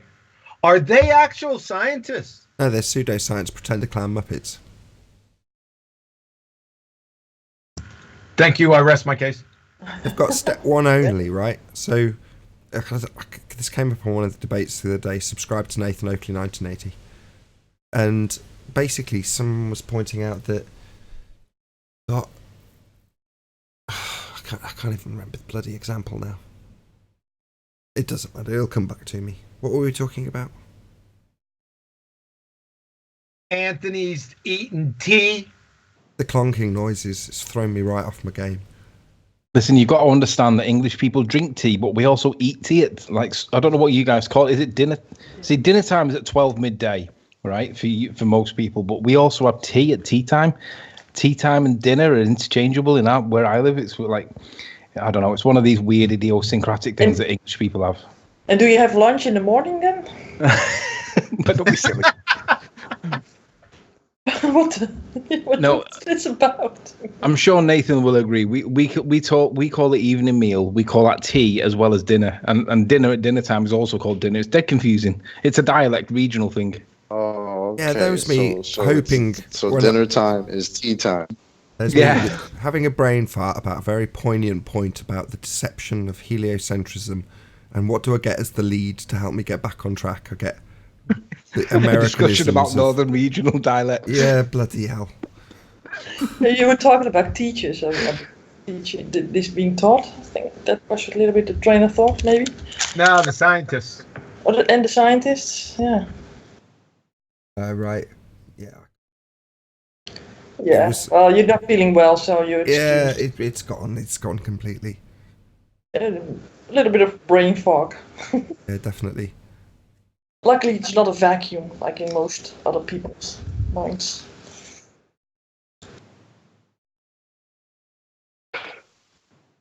What a total conversation killer. My bad. This is all my fault. No, you're good, man. You're a trooper for coming out here today, man. I thank you for doing that because you shouldn't be out here. You should be in bed. So thank you. Maybe that's a note to round out this particular live show. So I think on that note, I might do exactly that, which is to say, I'll say first and foremost, a huge, massive, enormous thank you to all of the Ballbusters panel, which is Chocolate Sane, Sleeping Warrior, Paula, otherwise known as YouTuber Bible Literalist Betty Van Velsen, and of course Quantum Eraser for making this show possible. And of course a massive thank you to all of you in the Quantum Eraser live audience for tuning in, hopefully smashing the PayPal link in the info box, liking, commenting, sharing, subscribing and all that good stuff.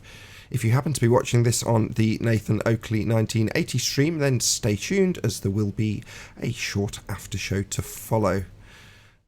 Once again, a massive thank you to all of you in the live audience. I've been Nathan Oakley, and I'll see you all in the next Ballbusters.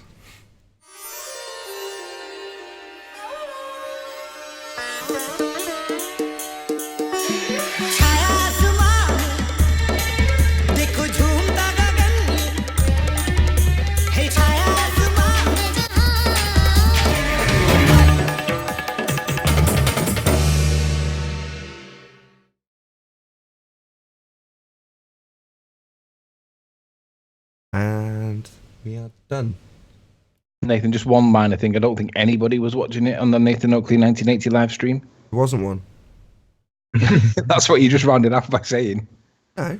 What I'm saying is that what we're now recording in the same format Ballbusters went out before, so there'd be typically I wouldn't do a full intro, but because it's obviously now going out live on Quantum Eraser channel, what I've done is I've still got the after show running, and that'll go out at the usual time that it would have done anyway.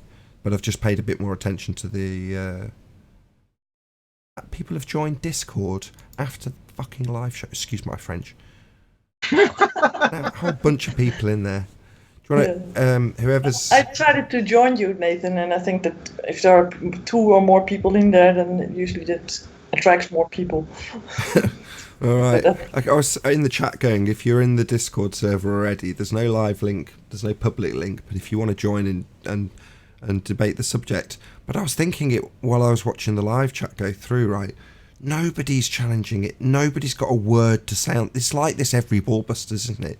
You know, who's got anything to say to challenge any of it? Can somebody who's running... I don't need to pretend like she's the mystical Betty, can you kick them all to after show so I don't have to unmute them? Yeah, sure, I will do that. Thanks. Yeah, it's a phenomenon. They won't come on the live show. They'll just kick on over to the after show, man. They'll just pile in. How do I They get rid do of it that? every single day.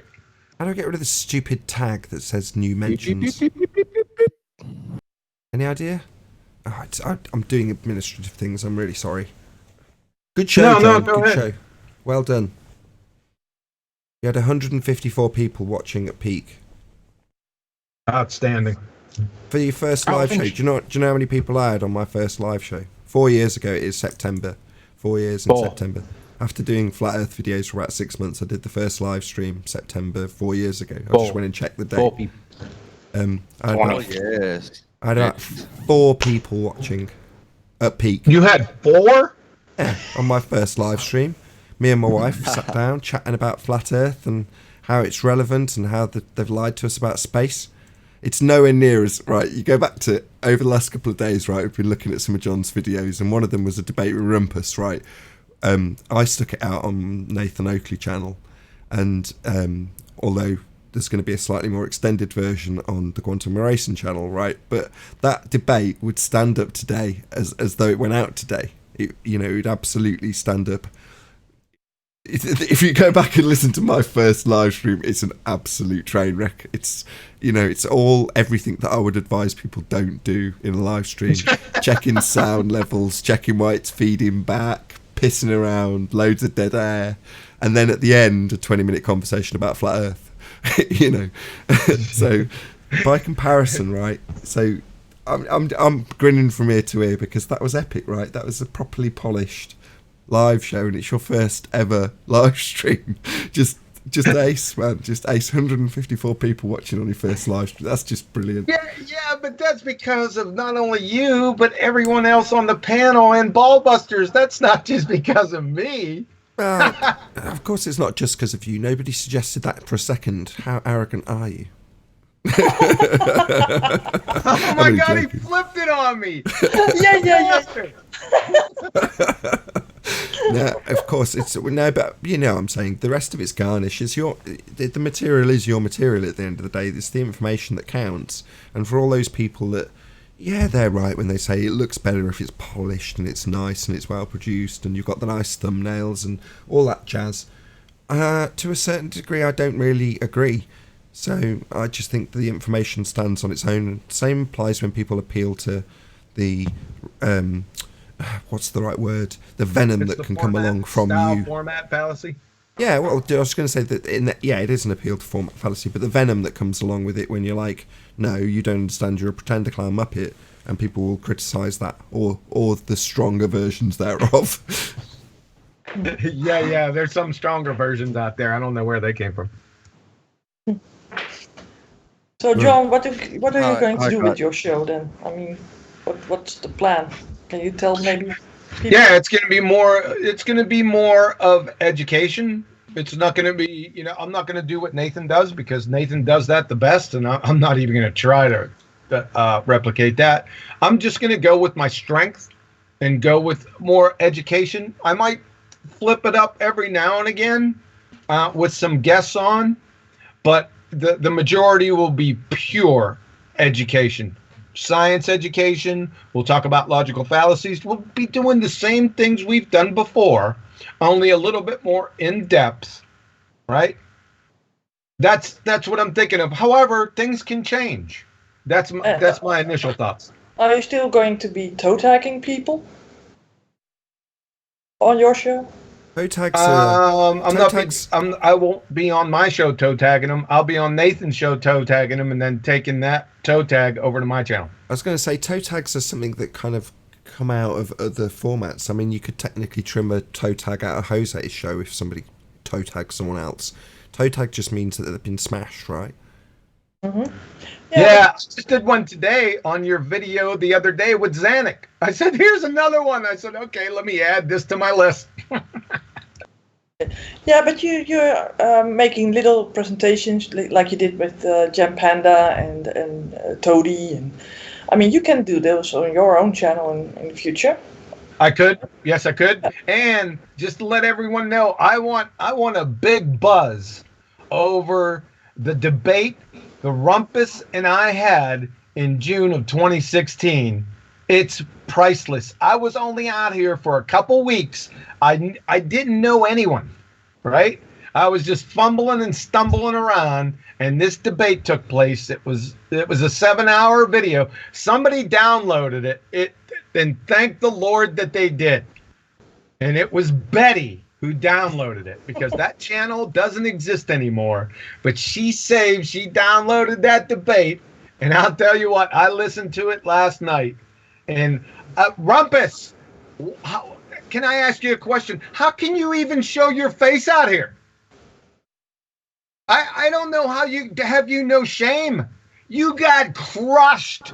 And so did the moderator, that paper explanator knucklehead. They put a baller as the moderator, but this is going to go out on my channel, and I want big publicity for this because it's going to be party time. I can't wait.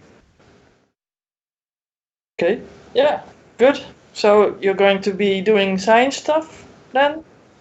And for now, the BALLBUSTERS too? Or are you going to make the BALLBUSTERS more of science? Is that the idea? The BALLBUSTERS has always been about science education. Right now, we might have a little thing on logical fallacies and things like that, but for the most part, it's going to be on science. Yes. Okay, looking forward to it. Thank you. 800. And also, people going to be entering on Discord then? We're going to incorporate Discord at some point too. I'm just taking baby steps because I've been overwhelmed. You know, it sounds easy to build a channel, and I'll tell you what, without Nathan's help, I would be nowhere near this position. I don't think I'd even signed up for a channel yet. I mean, so it is Nathan. A lot of work. So Nathan, hats off to you, Nathan. Thank you. Kingmaker. Oh no, I just know a fair bit about YouTube. Dawn. Okay.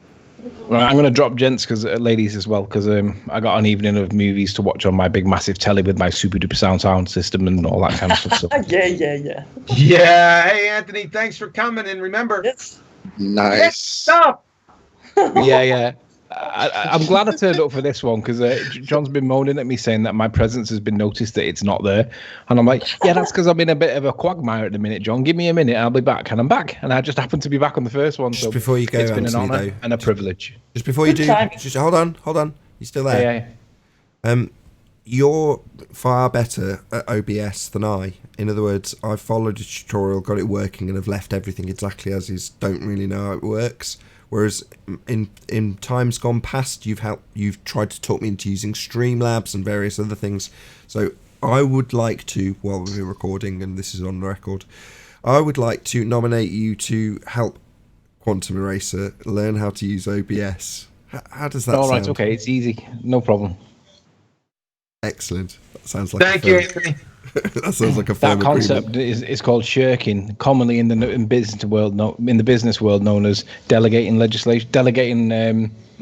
That's right, isn't it? Not delegating legislation, delegation. Delegation. That's Yeah, a it's very fine. good word. Yes, indeed. Yeah, no worries, Shirker. I'll sort that. Thank you, sir. No worries. He called Right, me I'm bully off. Catch earlier you on the later. show. He was like, bully. I'm like, bloody hell, I'm helping you. Later, Riley. Ladies, Take it chocolate. easy, Sleeping Warrior. Bye-bye. Thanks for coming. See ya. Bye. So yeah, about that Sleeping Warrior. What a wanker, eh?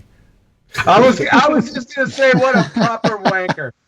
Oh, That's got a name. I think it's called taxi cab syndrome or something. Like you've got 5 chicks. I use the word intentionally. 5 chicks in the back of a taxi, and they're all laughing about how wonderful the night's been on the way home in the taxi.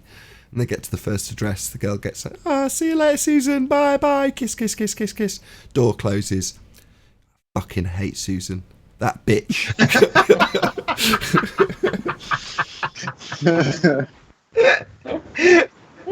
Yeah, and as they whittle down, obviously each time the door closes, the same thing happens. Time to take off, chocolate. Hey, QE, where'd you score that picture with Einstein and Lemaitre? And Yeah, good what picture. was the occasion?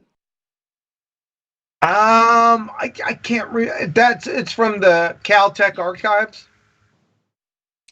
It'd be interesting to see what meeting that was and who else attended. Yeah, I'd have to go back and check that out. Yeah, I could do that, but I'm a little bit overwhelmed at the moment. Well, Hey, post the tense link. man, I'll is go that do is that Post you the or link and somebody else that's masturbate. 11th man in the chat today? Oh, The no, 11th man. That's Yeah. right. Is it you or Yeah, there was an 11th man in the chat. Well, I That's have funny. to show props or to it Huey, wasn't man. you, He but called we me. can think of it as you. I mean, I thought chocolate was going to come in as vanilla. I mean, you let me down. Oh, I should have. Right?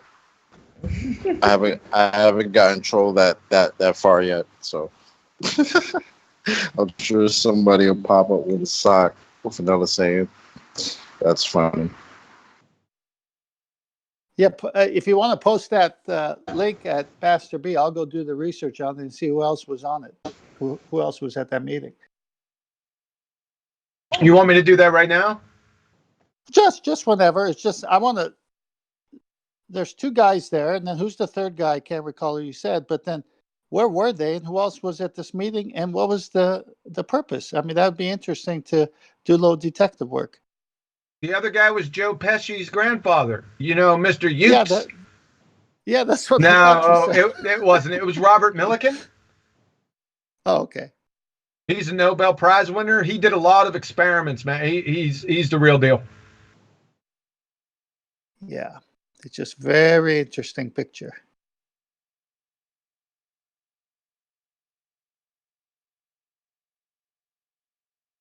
John, I'll say congrats on your sub count, man. Because what do you had like 300 something when you started this, and now you got almost 900 888 right now. in a few days. 888. Wow. It's pretty good, man. Congrats, brother. Yeah. 888. Thank you. 888. And the birthday of the channel was on 8/8. A lot of eights, man. What's that mean? Eternity. Nothing. Absolutely nothing. That means sleeping warriors eating tea. That's letting us down easy, huh? Not bad length. Hour and 20 minutes for your first live show. Not bad. That was a ball ache to get the, you wanted your guy in the dome as a backdrop that people can see right now on the after show and during the live show. Oh, yeah. Did you do that or no? Oh, are you not watching the live stream? Fair enough. Yeah, I had the guy in the dome, but to get it to work, so this is going to be a long story, just bear with me. So I've got a new projector, and it weighs considerably more than the old projector. Now, I'd upgraded the shelf to be bigger, and thought everything would be fine, but I put it on, and it shifted one of the brackets slightly. One of the raw plugs came loose. So I got no nails, stuck it behind it, started sticking little bits of paper under it to level it back up again, and I'm like, it'll be fine. But then I thought, I haven't actually paid for this projector yet. It's not actually mine yet. And it could fall off the wall. So I was like, fucking hell. So I took the thing off the wall last night because I was worried it could fall down during my sleep. And took the shelf to pieces. And obviously this morning, dug out the raw plugs, skimmed it over with some plaster and was waiting for it to dry. But that meant that I couldn't have the second screen. So not only I've upgraded to have more screen real estate, right, so I can have an easier life running the show, but just to have the second screen, the computer's got to recognise that something's plugged in. So I'm like, what do I do? So to solve this problem, what I did was with the bracket that's still on, that was fine anyway, I've screwed a chopping board with screws to it so that I can bungee tie my old projector, I'm not kidding, to the bracket, and then plug it in with an extension cord, which was in my advert. I was gutted. I like to keep everything looking so sharp, and then in my advert saying I'm live now on QE, there's a bloody hanging wall socket. I'm like, ah! Anyway, so that looks ugly in my advert, so that'll get deleted. Sorry, no ad for you this week. But it was on while we were live, and I'm not live. We're not live anymore, so it's not even making sense. But anyway, so plugged it in so I could have the HDMI cable plugged in so the computer would recognise that at least, because the bloody thing won't even turn on now, the old projector, it literally died the day the new one came, which is just brilliant.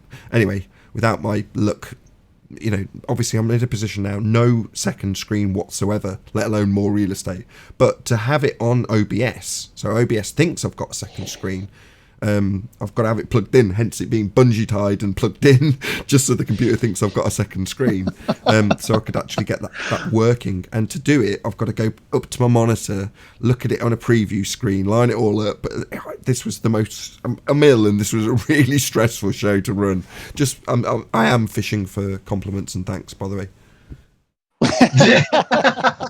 That's unbelievable, dude. Unbelievable, man. I mean, the extent you go for equilibrium just surprises me. Yeah, the lengths I went to make it look pretty was bungee cording an old projector onto a wall and powering it up. And feeling the way that you did, oh my God, man. Thanks a lot. Like I said, above and beyond the call, if you were here, I'd decorate you myself. And it's one of the, I tried to explain this to you because it's like day 3 of your channel launch technically, right? So I know the ad came out a couple of days before. 1 minute ad doesn't count. You've got to have something there to be able to launch the channel, even though that makes no sense. But that's how it is. And your first show went out, and you got up to 700, 800 subscribers. But you've got to kind of the ball's rolling real fast, and you've got the intent and the material to make it carry on that way. So it was really critical that the live show went out as scheduled on time. I mean, I'm also pleased that I started 3 minutes early because it went out bang on time, and I'm just so chuffed with that. Things went really well for the live show, and that was going to happen hell or high water. I gave myself 2 hours to set up for it, and because I gave myself 2 hours, I had enough time to bungee cord a projector onto the wall and power it and get the HDMI cable in it and get it registered and get the computer to recognise it, change all the resolutions on a little preview screen, all that crap. But it's super critical that it happens. Even if I was throwing up into a bucket, I'd have done it, because if that show didn't go out, all of the hard work for 2 weeks running up to it would be for nothing. So, I mean, for all the people watching now on my channel, I'll say, I'll put a link in the info box and pin it in the comments. Go and subscribe immediately if you haven't done so already. It's been, it's been a really good experience launching a channel in such a way that it's got basically immediate success, as it should have. That channel's long overdue. If it didn't have immediate success, even with a crap launch, it would be surprising. But getting right up to the levels of the people who are around you almost immediately, people expect you to have over 1,000 subs, and within a few days you will, and that's exactly how it should be. But on the other hand, that's not to say that it doesn't take actually doing it, and not doing it tonight would have been disaster as far as I'm concerned. You've got to do your first published live show.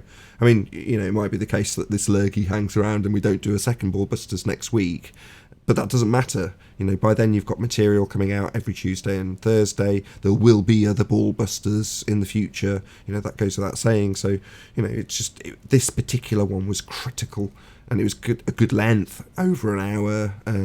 Material was good. The interaction wasn't, there with the bastards who are in Discord and came after the live show. But we can't have everything, there's got to be something. Are you calling the people in Discord now the bastards? It's not my server, is it? You can tell it's not my server. Big shout out to everyone in Betty's Discord server. Lovely to have you. I love you all. Very much appreciate your company. I just got off work. Sorry. Yeah. Too funny. Well done, everybody. Great show, too, and the content was superb. Yeah. I think John needs to pepper some mistakes in there just to bait the ballers. That is so funny. I used to do that back in the day. I called them Trojan horses because people wouldn't, on written forums, I knew they wouldn't read my posts. So that's what I started to do. I started to put in the heavy body, I would put little, peccadillos in there, calling them, they like to sleep with midgets and stuff, just in the sentence. So that's too funny that you would mention that, man. I'm not going to do that in a presentation now. Too funny though, man. Yeah, touche.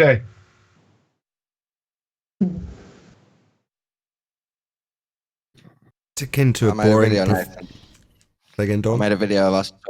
I made a video of me and you talking about down That's nice. with, An advert. with a hip hop beat. Did you put a link to my channel? Oh no, I didn't. I can do that though. Nice. Then it's like a genuine advert. So Ranty made what I thought was the best advert. I asked loads of people to mirror the advert to launch QE channel, and Ranty went way above and beyond, did a full-on live stream, made it, highlighted the discord between them at the moment. These two are always at each other's throats, but that's something that he highlighted in his ad. But then he forgot to put the bloody link, and without the link, it looks like it is actually a bloody dig. I'm like, shit. It's only got 40 views, and most of the people obviously already know your channel that have watched it. Oh yeah, sure, but that's not. It's the principle of it, At the moment, for instance, Jose. Yeah, most of the content of the video is your rhetoric. Okay. Thank you, Dawn. What the reason I mentioned it is I'd like you to watch it, see if you find it funny. It's called "Absolutely Nothing Is Going Down" with Nathan Oakley. It's on my channel, Dawn Hub. Okay. I remember that episode.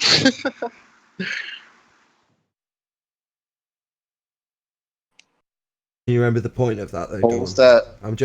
I post paused for a minute because I'm not link. on top form, but I've just racked my brains for the point of what you're discussing, and it's come back to me. So you understand about relativity in this regard, right? Things being relative. Yeah, I know your point. I do get your point. Okay, that sounded. I just made a joke out of how we talk about it because it's always funny to me. That's all. I'm hoping you've taken some bits out of context and made it sound like I don't think that's a down, without giving any context to. That's the narrative I'm trying to say, yeah. But I didn't change or edit it. It's just our conversation for like 3 minutes. Oh, fair enough. Well, that sounds like it's got plenty of context. Yeah, I'll definitely check that out. I love a good advert. Was this the same day that he had the helium balloons going up? Now. Say that again, though. I wonder what Nathan would sound getting triggered with his voice right now. Oh, that reminds me. I'll be right back. He's all tired. He can't get triggered now.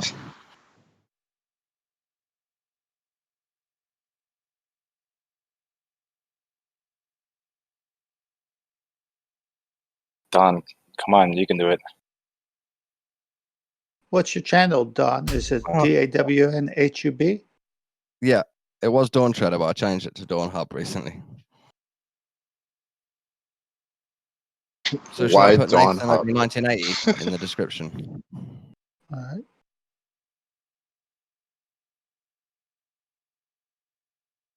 right. So what's What's your logo? What's going to trigger me exactly? Well, I was hoping for Don. They want me to trigger you, but I said no, I don't want to. They want to hear what you would sound like triggered with your voice sounding the way it does right now, Nathan. I see. Go on then. Go. It'll be funny, Dawn. I was going to ask you, because obviously I didn't watch BALLBUSTERS. I'm not really into that. But if there was a concise point to this episode, you could tell me, then I could react to it. See what my reaction is. Yeah, sure. The Big Bang is basically just a story that people who call themselves scientists, actually more like priests, just made up. They just made up the whole thing. That's the concise summary. Okay. I mean, I agree it's a narrative, and it does push a non-god. So people worship the cosmic accident instead of a god. So I think I agree with that, 70%. I'm not sure I agree it's fully made up. I think it is a theory that some people believe in. But yeah, I agree mostly then. Theory, right, is the net result. Which part It's a up? weird narrative that I don't believe in. I don't believe in the Big Bang, really. But theory, when you say the word theory, again, because I qualified it, I said more like priests as opposed to scientists. Yeah? They call themselves scientists, now you're using the word theory. Well, in scientific vernacular, theory is the result of people following the scientific method. In other words, after the systematic experimentation and then proving cause, then they develop theory when you've got multiples of that method being adhered to. That's a theory. I do agree. It's theoretical physics, isn't it? So they get to the boundary and then they no. think past it. The completely opposite of that. You're doing well, Dawn. I can feel my blood pressure rising. It's theoretical physics, though, isn't it? The Big Bang. It's theoretical physics. The Big Bang is based on. No, what I'm saying is a theory in scientific terms is anything but an idea or a story, which is the case with the Big Bang. A theory is actually something that you've made based on empirical things being proven with a method, and from those empirical proven things, you then form a theory. But the priests, they use that word too. I can feel my blood getting more and more boiled. Keep going. Are you saying the Big Bang isn't a scientific theory? It's just like a made-up theory. Yeah. You're calming me down. You're speaking my language. I think I half agree. Yeah, that's more like it. Half agree. No, it is made up, Dawn. It's absolutely true. There's no scientific validity to any of this stuff. They just made it up. And I'll prove it to you now with it in such an easy way that even you'll get. Sorry, that was a cheap blow. Right. So you can't tell me what happened, let's say for the sake of argument, here in this room 1 week ago, can you? No. Right, but they're telling you what happened eons ago. I know. In somewhere that they've never been. I believe that I guess they've based it on viewing expansion and then extrapolating that it must have been closer at the beginning, and then they've theorized, right, it must be from an infinite point. Is there's this a no Pornhub scientific reference? basis for this. I agree. Is this a Pornhub reference? Expansion, pointing. What are you talking about? That's how they come up with the theory, the Big Bang theory, isn't it? They saw the universe expanding, or they thought they did. That's what they thought they observed, or they're pretending they observed that. Whatever you believe. And then they extrapolated. If it's expanding, it must have been closer at the beginning, and then they extrapolated more. It must have all come from one point. Yeah, extrapolated. You've just replaced where I said made up a story with the word extrapolated. Yeah, well, I'm being nice to them.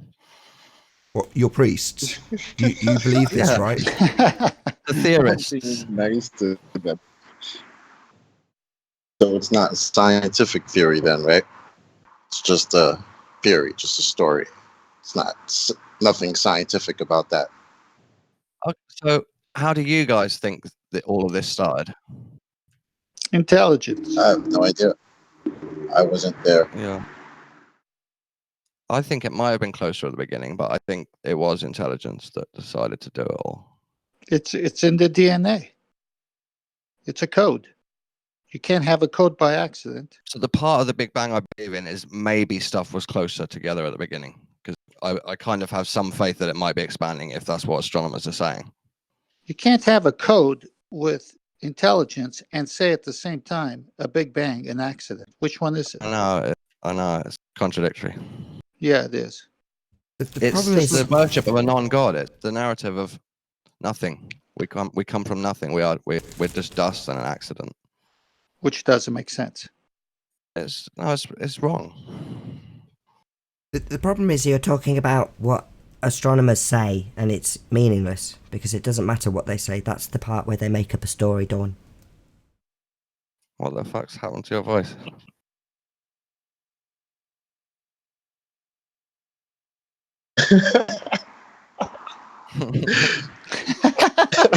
That was great. That was a very soothing voice. Yeah, you should do your link at the beginning of your show like that. I have no idea what you're talking about. Anyway, so they make up a just so story, Dawn. So have you heard of the Epstein thing? Do you want to talk about that, or shall we sound flat off? Oh my god! It was my kid's helium balloon, although the effects are now wearing off. The helium. Also, I've got a funny little thing for you. Where'd you get helium from? Where'd you get the helium pressure? How high are you? It's not going up anymore, by the way, Dawn. I seem to remember vaguely having an argument with you where I had to storm off away from the mic, grab a helium balloon, and go, "This is the only thing going anywhere. It's trying to go up." That's what I based the video on. That's what I based it on. It was great. Me and Lottie loved it. Well, it didn't continue to go up. Eventually, it decided to go down, and that's where I hacked the bottom off it and sucked it up for a That's my cheap gag. point. That was my argument. That was hilarious Is it too, so because you hard? hear Is Nathan it so get hard up to look? and go to the balloons, and he shakes them. He's like, "You hear that?" These are going up, Dawn. She was too Was that funny. you that laughed in the background? I think.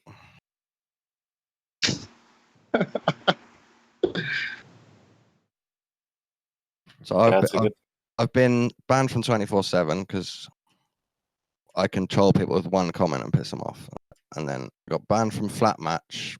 Again? Which is a flat They earth banned dating you server. again? They said it's like a Satanist trying to date a Christian. So they banned me from there. And I've been frequenting IPS's Blue Lodge, and Timmy is still a member, which I thought was a fun little fact. He's in the Blue Lodge. And now you're back home. That's got to be worthy of a sketch, though, right?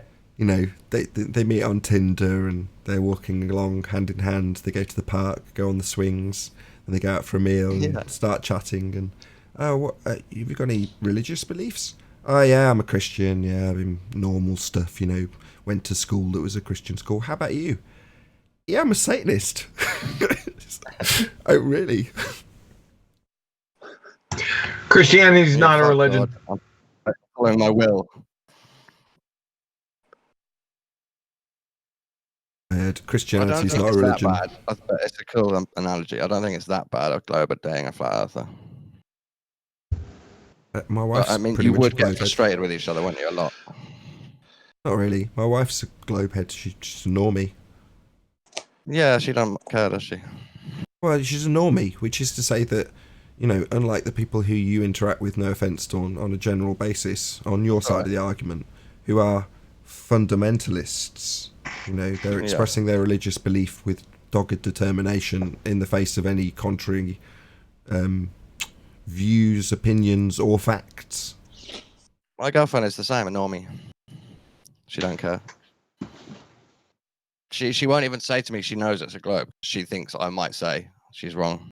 So she won't even like say her belief about it. Because I kind of drop little tiny red pills. So Don, why do you care? I love watching belief systems change, and obviously mine's changing through the whole thing. So I just like to interact with people that are doing the same thing. So you're a flatty? No, I believe I'm on a globe still, but I feel like I'm one of you more than a glober. I just don't subscribe to your cosmology. What's your greatest proof that you would say allows you to believe you're on a globe? Oh, I haven't got proof. I rely on other people's evidence. No, I mean you personally. If you were to say, "This is why I believe I live on a spinning ball," what would follow?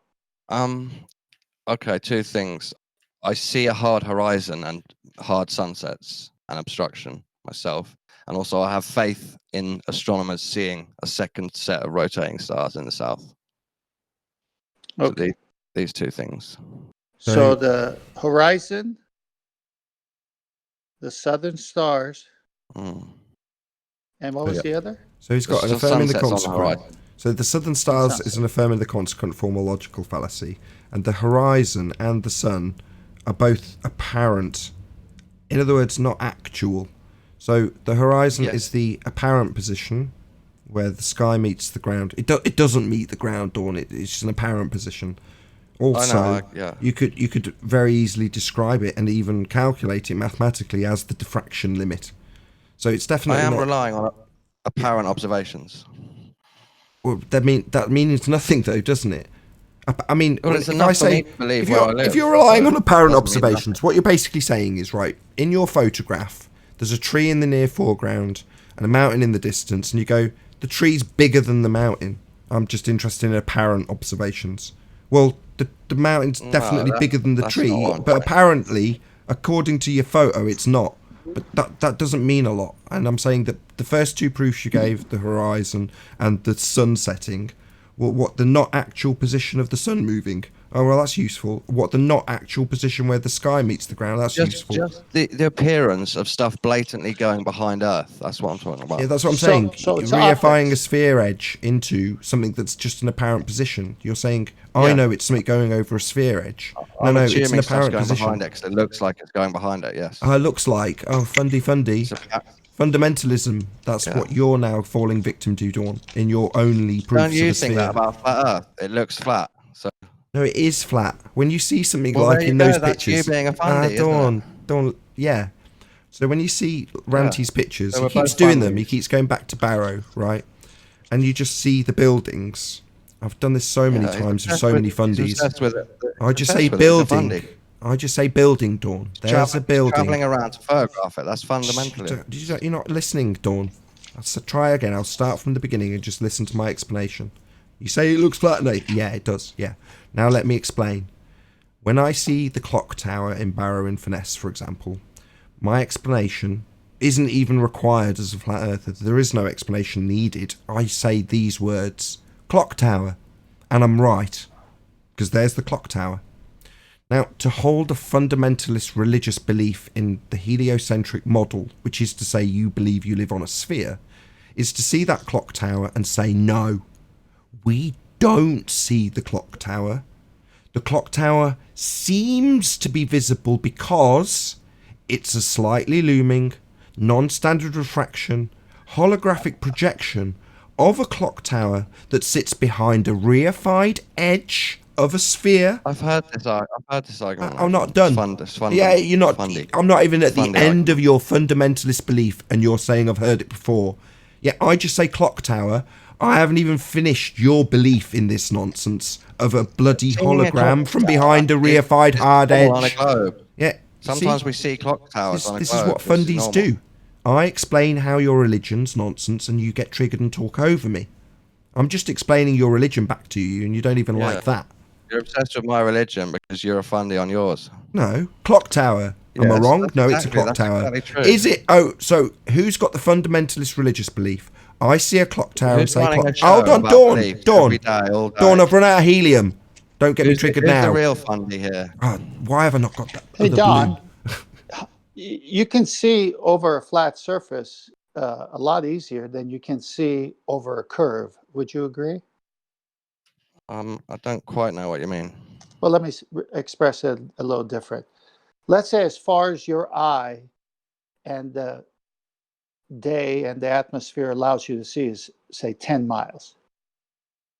Over 10 miles, and say my eyes match your eyes, we see the same thing over 10 miles.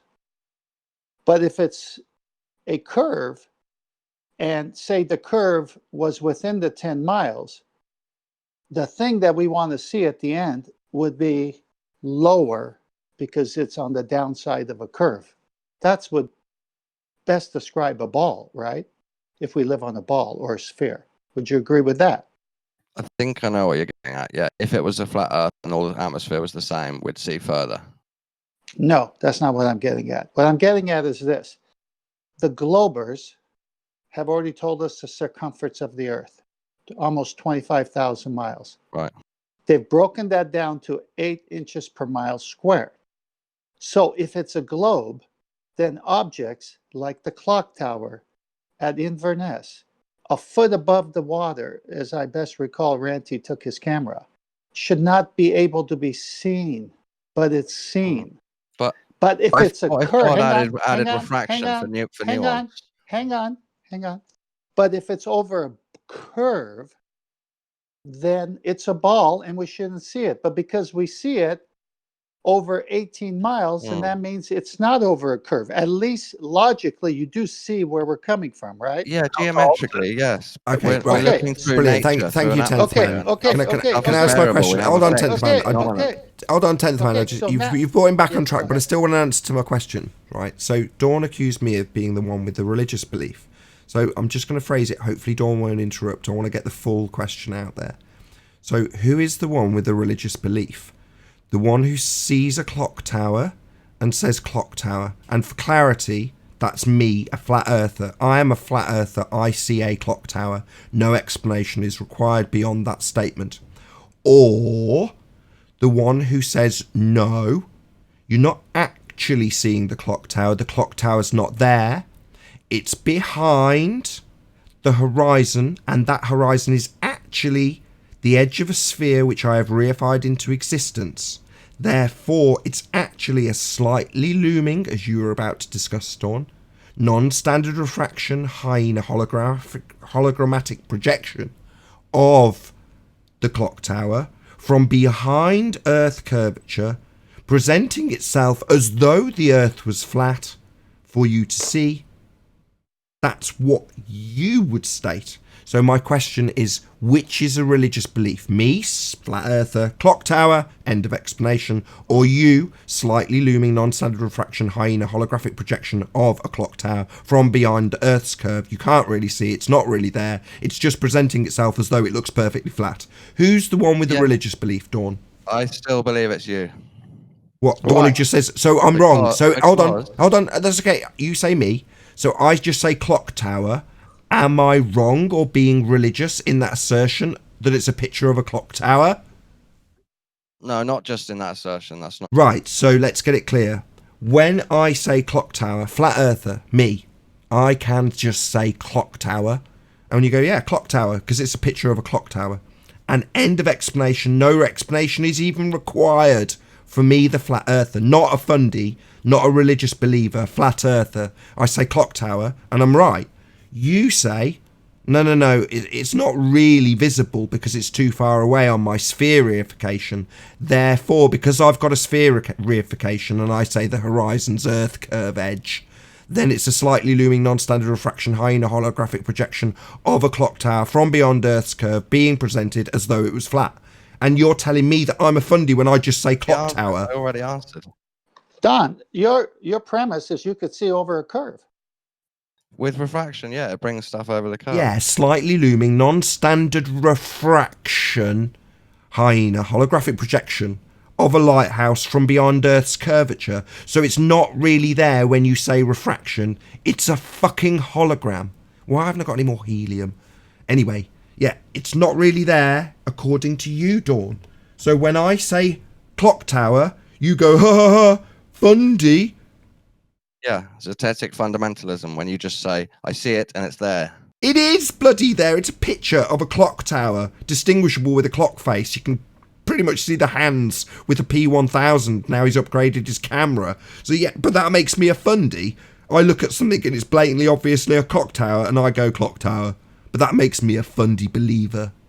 No, that not that on its own. No, but saying it's a slightly looming non-standard refraction hyena holographic projection of a clock tower from beyond Earth's curvature because I've reified the arbitrary position where the sky appears to meet the ground into the leading edge of a curve when I assume R and project that building into view so it looks flat.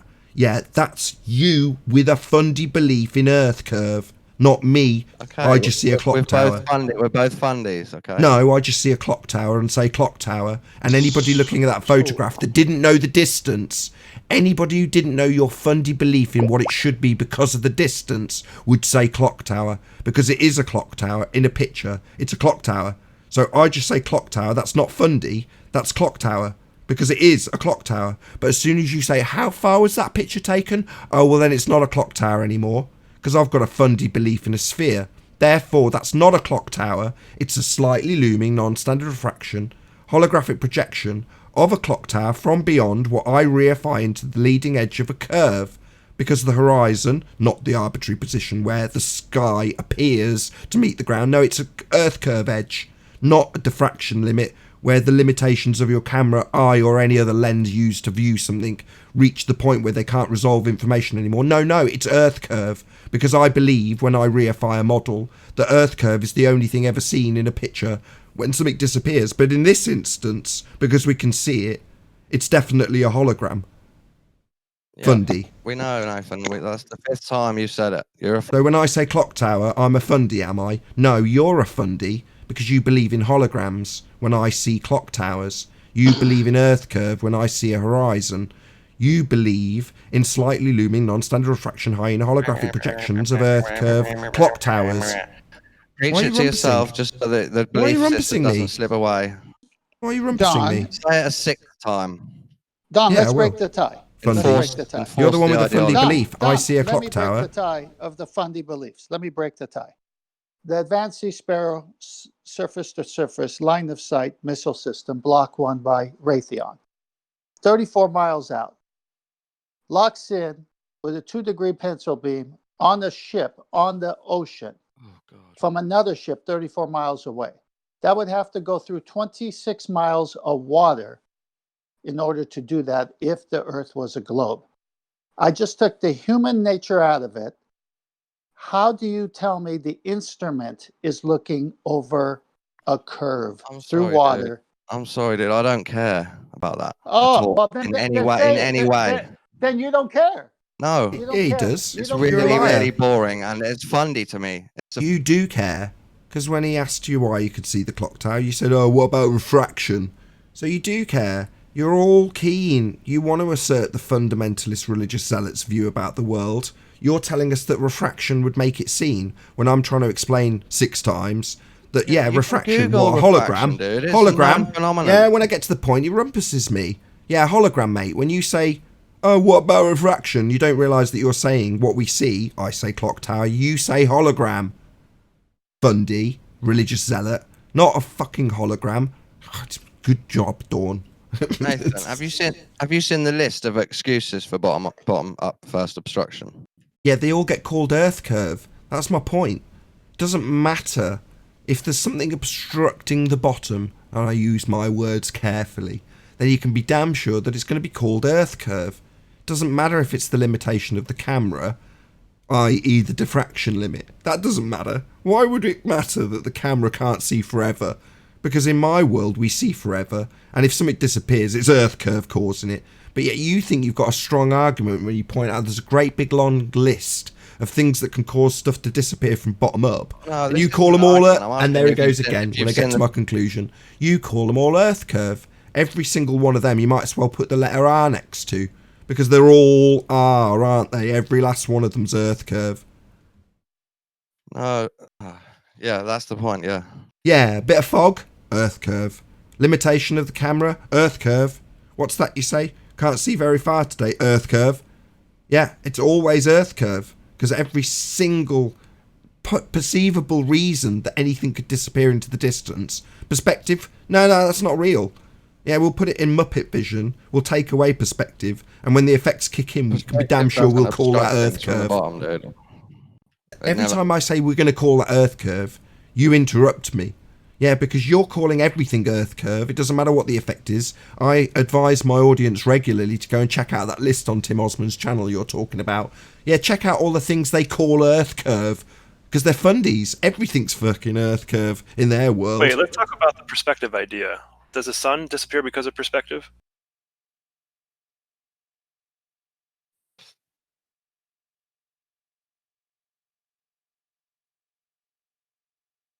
Maybe if you direct it to somebody specifically. Who are you asking? That's you, Nathan. Oh, you're asking me? I don't know what the sun is.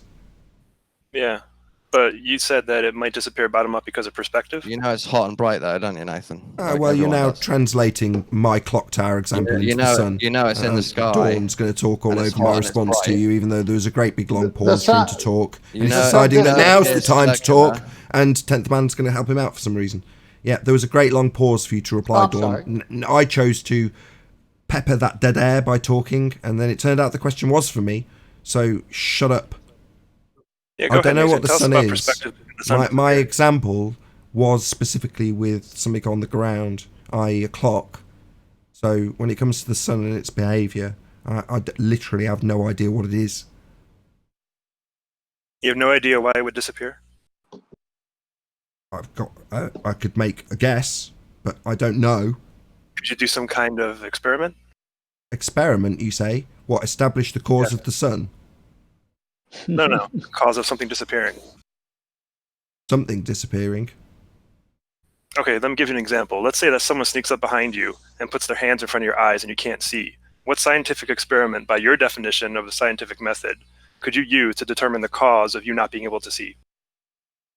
Right. The scientific method's designed to elucidate the cause of an effect. That effect would be a natural phenomenon. Apply it to this. I hadn't finished talking.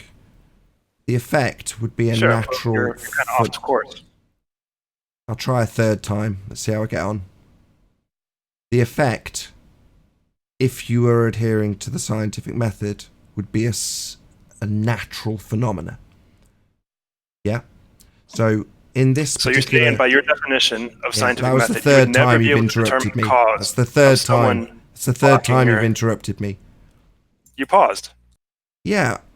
Sorry, I have to breathe. We do have gas pressure around me that I need to ingest via my lungs. Sorry. Yeah, that's created by gravity, by the way. Can you hold off your fundy assertions for a different Of argument? course it is. You trigger in the panel. So. You get back to the clock tower. Right. No, we're not done with cause and effect because you brought that up. Yeah. I was trying to get there. You just keep interrupting me. Well, So you take if too you're long to trying to, pause. and there he goes again. Like, Am I ever going to get to the end of my response before this fundy lets me? What's the deal, dude? You asking me a question so I don't get to answer in full, and every time I pause for breath, you're going to talk over Sorry. me. You just take long pauses, and it seems like you're Yeah, I'm waiting for ill. a response. I'm ill.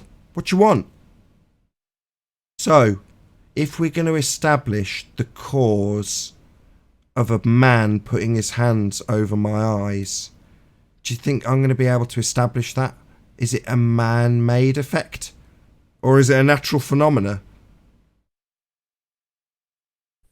I didn't say. I didn't ask you for the cause of that. I asked for the cause of you not being able to see when someone puts their hands in front of your eyes. By your definition, you can never determine the cause. You asked me to put that through the scientific method, and I'm highlighting the fact that this isn't a scientific inquiry. It doesn't follow even the first step of the scientific method. So how would you, by any means, determine the cause of not being able to see? This isn't a scientific inquiry, which is how you phrased this. Okay, sure. Well, then tell me how you would determine it, if not by the scientific method. Oh, right. No worries. I'd turn around and go, why have you put your hands over my face? Is that a good enough answer? That's not a scientific explanation. Oh, right. So you do want to tie this to science, you stupid fucktard. Listen up for the second time. Do not interrupt me, you stupid moron. This is not a scientific inquiry, you stupid interrupting fucktard. Because it's not a natural phenomena. It fails to even reach the first step of the scientific method. Now, I appreciate that you being demonstrated to be a fucktard asking me to formulate scientific hypotheses for a non-natural phenomena might be embarrassing for you, but shut the fuck up and take the beating. You are stupid. It's a malformed question. You can't explore this question with science, you stupid dick. Do you get me now? Are we tracking, you stupid retard? Is it my turn to talk yet? No, it's your time to say yes. I appreciate that this question I have asked is malformed because it forms outside of scientific inquiry. In fact, it doesn't even adhere to the first step. I'm a fucking moron. That's what I want to hear you say. Concede your stupidity, fucking moron. Okay, so the only way to find things out about the natural world is scientific. No, I want to hear I'm a fucking moron. I've asked you to formulate scientific hypotheses by a non-natural phenomena that you could describe the cause of the effect by turning around. That's because you're stupid, my friend. Don't move on to a different subject, you stupid moron. Concede your stupidity, you stupid, humilityless moron. That's not even a word. You can tell I'm ill. Want me to do? Okay, I'm going to abide by your request. Nathan Oakley is a fucking moron. No, you're a fucking moron because you've asked me to formulate scientific hypotheses for a cause and effect relationship that can be established by turning around. That makes you a complete moron. You don't understand what science is, or you wouldn't have made such a malformed question, you complete retard. Your vocabulary is excellent when I describe how you are a retard. Retarded, held back. That's what retard means, to hold back. Mentally, you are held back. Cognitively, you are retarded. Do you have any other insults in your bag? They're not insults, they're facts. You are mentally held back. Mentally held back, demonstratively so, because you asked a malformed question about science. You asked me to formulate scientific hypotheses. This is the third time I've said this. to you, who is either deaf or, as I'm demonstrating with this example, retarded, held back mentally, because you've asked me to formulate scientific hypotheses for a cause and effect relationship that can be established by turning around, you stupid retard. It's no wonder you failed at acting, because you're doing it. I didn't fail at acting, you stupid dick. What kind of idiot decides to divine my qualifications and whether or not I've passed or failed? Yeah, this is a pretty shoddy act. I make money from a YouTube channel that I learned how to produce in college. So I did production techniques, sound, lighting, all of the things I utilise to now make my living on YouTube. You're demonstrably wrong, and the very point that you're making is proven wrong by the audience who will listen to you saying it. Make your living on YouTube by lying to people. Yeah, I make a fucking living where he's just told me I failed, Dawn, you stupid fucktard, also. By lying to people. Yeah, I make a living doing what I trained to do. Specifically what I trained to do in college. You want to tell me again that I'm a failure? Yeah, I'm not a failure, but the guy Dawn's now trying to bail out is a demonstrable moron. Because, again, for the 7th time, he just wants to dance past it by ad-homing me. I'm not ad-homing him. I'm pointing out how he's stupid, why he's stupid, and with an example that's just been dedicated to a tape that proves him wrong for the 2nd time in his assertion I'm a failure. He's just a desperate glober that likes to try and pop in when he can, but he's quite wet and weak. Like you. Well, Don, you said you don't care. Accounts. Any more questions for me, fundy moron? He's gone. Good. I'm not surprised. Don, you said you don't care. I don't understand. Why do you keep coming? Just about that point of the missile thing. I don't care about that. I know, but if it proves the validity of the statement, why do you not care? Because I think it's just a weird flat Earth mystery thing that you're into. I don't think it'll prove anything. I'm not talking about that. I'm talking about Rayathon, who's sold this missile system for the last 15 years.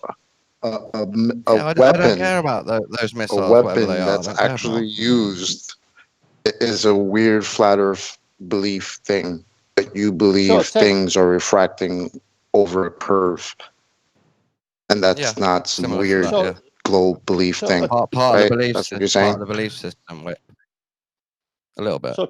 So, Chocolate, are you saying that a technology that the Navy has been paying for 15 years that works and must work over a flat surface because of 770 feet of curve on a globe, it wouldn't?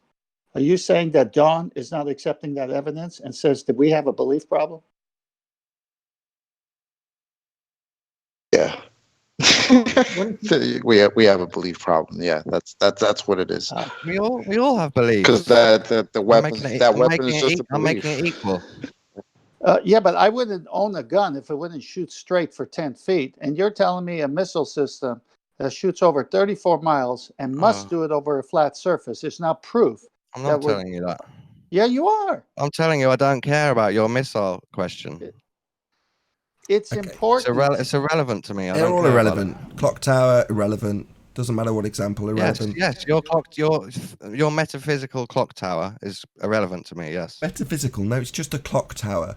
The fact that you have to say it's metaphysical. Isn't that your metaphysical clock tower? Yeah, basically. Aren't you the one saying it's refraction and we don't even, it's not really there? So I don't know. And that saying that it's there is actually a belief? Nathan lies a lot, so it could just be a made up clock. Now he's calling you a liar. So basically, yeah, that's correct. It's absolutely a made spot up on. Clock tower. Wow. Just made it up. He's just decided that metaphysical is my belief because he's projecting his belief onto me. I just say clock tower. You say metaphysical clock tower. Yeah, oh my gosh, this is great.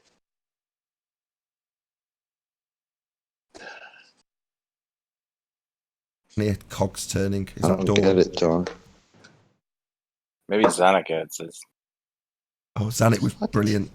Just in the last week, it amazes me how suddenly your alliance has changed so quickly when there's an assertion that's just such stupidity coming from our own side of flat Earth. I'll just qualify just for Zanik. So Zanik's just talking about how a barometer works and how a thermometer works to David Dallas and Spurs Chemo, and they're just hand waving it left and right, and you're just like, oh my god. And I've got Spurs saying, oh, the ballers will love this because you're agreeing with Zanik. I'm like, I don't care what his beliefs are about bloody Earth in this regard. He's right. It doesn't matter what his beliefs are because they're so used to the other side, like doing which fallacy would it be? It's like where's QE? You around, John? No, he's not. Marvelous. when you take the whole sorry, man, I've got wings. Wings, it's about that time, right? I got wingies, man. Sorry, I was going to help you, but stuffing his face, man. When they I take, figured you could hang. I'll lose the example real quick. So when they take the, it's already gone. I forgot what the hell I was talking about. I'm not well. Zanuck and what he was saying about the barometer. Oh yeah, when they take an example and they will say, oh well, if you cite Neil deGrasse Tyson, then you believe the Earth's a sphere because he says here that the Earth's a sphere, right? Well, the Spurs is so used to that happening that when I'm taking my allegiance with somebody just because they're in context, what they're saying there and then is absolutely correct, doesn't mean I take everything Zanuck says or his worldview or his bloody religious belief about a model he reifies. It doesn't matter. That single statement that Zanuck makes in that regard is all that I'm agreeing with. But like I say, Spurs is so used to the other side going, oh, well, you agree with everything from this whole reference then. Yeah, that's non sequitur. Or like Jose did, he said, you have to hold it close to your heart. Yeah. It's freaking moronic. Yeah, you have to take this whole book. What's that you say? You take one sentence out of the book. No. You must hold the whole book close to your heart and every word it says. That's right. How about the murderer, right? He's written his autobiography. They put him in jail, and in his autobiography, he lays out all the things that how he conducted the murders, where, when, who, what, when, how, right? The murder weapons, everything, timings, everything. But on 5 pages, he says, I'm innocent. So when you put him on the witness stand, the defense attorney objects because you need to comply with his whole reference, and looks at the judge, and the judge said sustained. That's how fucking stupid that is. I'm still trying to get over the metaphysical tower. Clock? I'm gonna go back to my Lost Civilization documentary. I love you guys, but you're liars. Well, you're a ghost now because you're in metaphysics. You're a ghost. Before you go, Dawn, I've just got one more example, right? He's already gone. Dawn, just before you go. I think he's already gone. Oh, bollocks. He's gone. Oh, well. Suppose I can we got some new ballers. Then. Go ahead, Righteous, sorry. Oh, I said we got some new ballers. We got Emerald and Zanuck. Oh, joy. Get louder. Someone's yelling. Someone's saying, I got a question, but we can barely hear. It's Silent Zero. He's silent. That's me. You have a new name. The Whisperer. So I wanna. The Globe Whisperer. I wanna ask if you set up, let's say a tire, you set it on fire, and then the smoke is coming out. Can you measure? Is that smoke has pressure on itself? What are you asking? I think when somebody's given an equivocation, or an equivalent rather, when they've used smoke, which isn't gas, but it's a visualization that you can use to demonstrate some of the properties that gas has. And I think you can say that the smoke coming upward has less density and therefore rises. Can you measure pressure on that? Can you measure pressure on that? I just said, the pressure in that gas would be less, so it rises. Can you measure it? Of course. With what? How? Something equivalent to a barometer. All right. No further questions. No, I think he's saying, can you measure the force of the smoke? Okay. I suppose you could. I don't know how. How would you? You could have things that are suspended in the before the flow of smoke, and then when the smoke started moving, you could measure the tension on something holding maybe helium balloons or something that are in the way of that rising smoke. It can tell you the force at which it produces. Not bad on the Acting on fly, the- Sonic. Not bad. Yeah, I suppose you could if you had sensitive enough equipment. Why not? Anything's possible. I'm still kind of curious what the question really is. Oh, is he one of the non-pressure believers? I don't know. Salt What was your point? I'll turn you up. Everyone else on Discord, be quiet. No, or cough loudly as I turn the volume right up. That would be a better. Everyone be quiet while the quiet guy talks. No, Spurs isn't here, so I'm safe. I'll try again, Sonic. Right, I'm about to make the level much louder, but if you talk, everyone's deaf suddenly. So if everyone else can be quiet just while the quiet guy talks.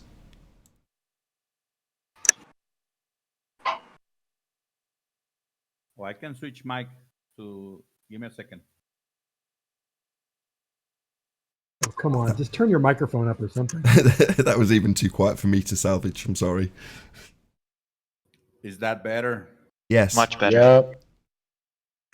What'd you do? Turn on your mic? Yeah. So the reason why I ask is because I don't think you can measure pressure on that smoke. Honestly, you're just saying it to say. What do you mean by like on the smoke? Yeah, like the smoke coming up and measure pressure. First of all, I don't believe that smoke has pressure in it. Right? It's simple thing to understand. Well, it's the force it for me- exerts on something. That's what pressure is. It's The reason pressing- why I'm asking is because for me, Nathan, like the oxygen comes out of it comes out of the ground, of the trees and everything, and that's why I don't believe that nobody can measure pressure on the air, on the oxygen on the air. Do you know how a barometer works? Yeah, actually, I've been passing this video and asked people to. No, I didn't ask what people thought. I asked if you understood how a barometer works. Yeah, I told you already. I watched this video, Yeah. and on the barometer, you have to accept the gravity No, for you it to don't work. accept anything. I'll pass the video right now, and then you tell No, me. just if tell me you it's said you wrong. watched the video, so and now therefore you understand. I how- answer you, and now I'm gonna pass you the video where it says that you need gravity for it to work. You didn't. I was going to say you didn't address his objection. I mean, I'm not going to comment, but what? How do you respond What to his is his objection, objection? Sonic? His objection is that the quantification for the scale in the barometer utilizes gravity. That's why he's rejecting it.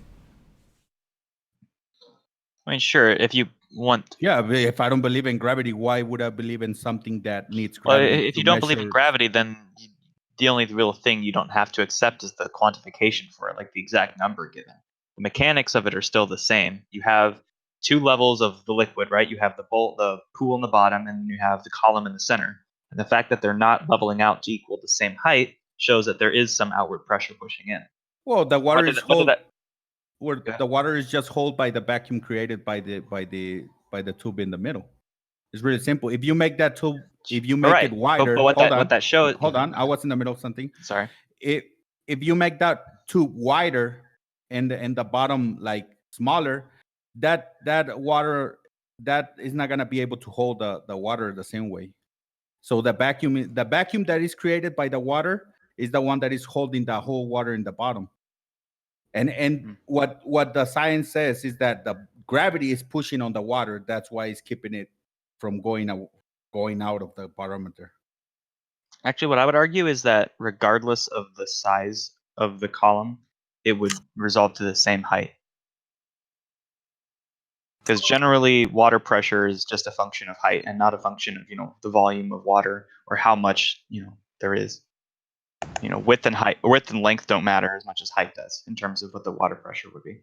But I mean, at least at bare minimum, the barometer shows that there has to be a difference in pressure between the center where the vacuum is and the outside, Silent. right? Silent. To that point, those big water towers. If you live in the Midwest, I don't know where you live, but they have huge water towers that are, hundreds of feet high, and they have a huge, it's a container with a little teeny pipe down the middle that feeds all the houses. That's how you agree. That's how you get your water pressure, right, for all the houses. But Yeah, I was a plumber though. So you understand that, right? Yeah. Okay, so as Emerald said, you don't need to have a big, huge mass up top. You can have just a huge mass at the bottom and a little teeny pipe going all the way up 33 feet up in the top. And that pressure will be the same. Why don't they make water towers with the huge drums at the bottom? Be easy to build them, and then just a little pipe going to the top. Because you will lose all the pressure on the water. Why would you lose the pressure?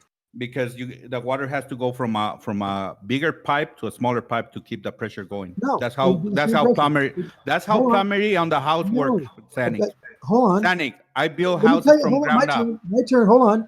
No, the pressure would be the same of the two systems. No. Okay, I'll give you the answer. Any plumber. You're being big-headed. I'm going to tell you the answer. Okay, I'll give you the answer. I know. Sanic, I build houses as a plumber. Stop it. False equivalence. No false equivalence. I know it's not true. No. So you're telling me that if I have a pool of water and I have a container of water and a pipe going 33 feet high and I fill it all the way to the top, what's the pressure of that entire system going to be? I don't understand your question. I have a big container of water with one pipe all sealed going up from that tank of water at the bottom. Let's say it's a 50-gallon drum. And I have it going a little teeny pipe going all the way up 33 feet, and I fill the whole thing up to the top. What is the pressure of that drum going to be? Hold on. I thought we were talking about the example on the Are you gonna let me explain why? Just go along with me, so you don't have to make an argument. You just switched the example. That's the problem, Sanic. You just put it upside down. You said that you're a plumber. You understand. So you should say, and your answer was that it would go down because you have such a little bit of water above you. And Emerald just said that's not the case. I'm going to ask you why they don't build huge drums with little pipes going at the top. Do you know why? Why they don't build what? Why don't they build water towers that are just big pools of water at the bottom and have just little pipes going straight up? Why would they build that like that? Why wouldn't they be easier? Because you have to have this huge monster structure holding water 33 feet up in the air. Well, no, the pressure that is coming out of the whole water in the container up is the one that is gonna send all the pressure on that little pipe that you're gonna put on the bottom. That's why you don't make it upside down. What are you talking about, Sanic? Both the big container at the bottom and the big container at the top both produce the same. They're not the same. They are the same. They don't produce the same.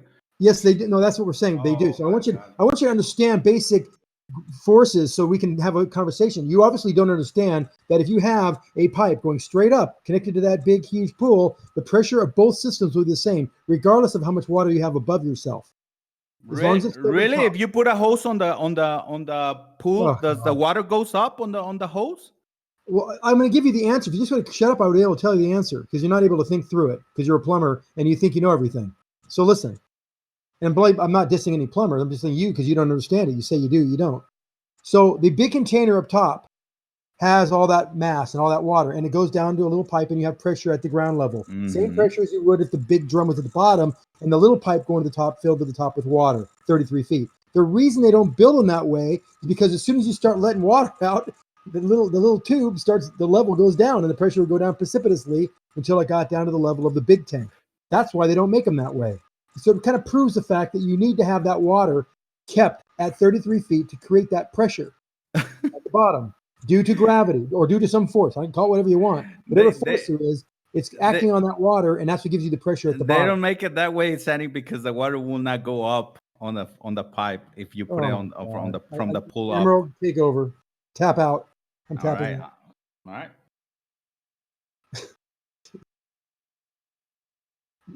Do you believe what Spurs said there's no such thing as pressure? The pressure exists. How a barometer works? Yeah, I don't understand. That's your thing. Nobody understands for you. You need to watch more. I guess you need to watch more YouTube videos. I guess, Anik. Yeah. Well, you need to use your brain a little more, bro. Anyway, one works on the expansion of the liquid, which would be mercury or water. That's called a thermometer.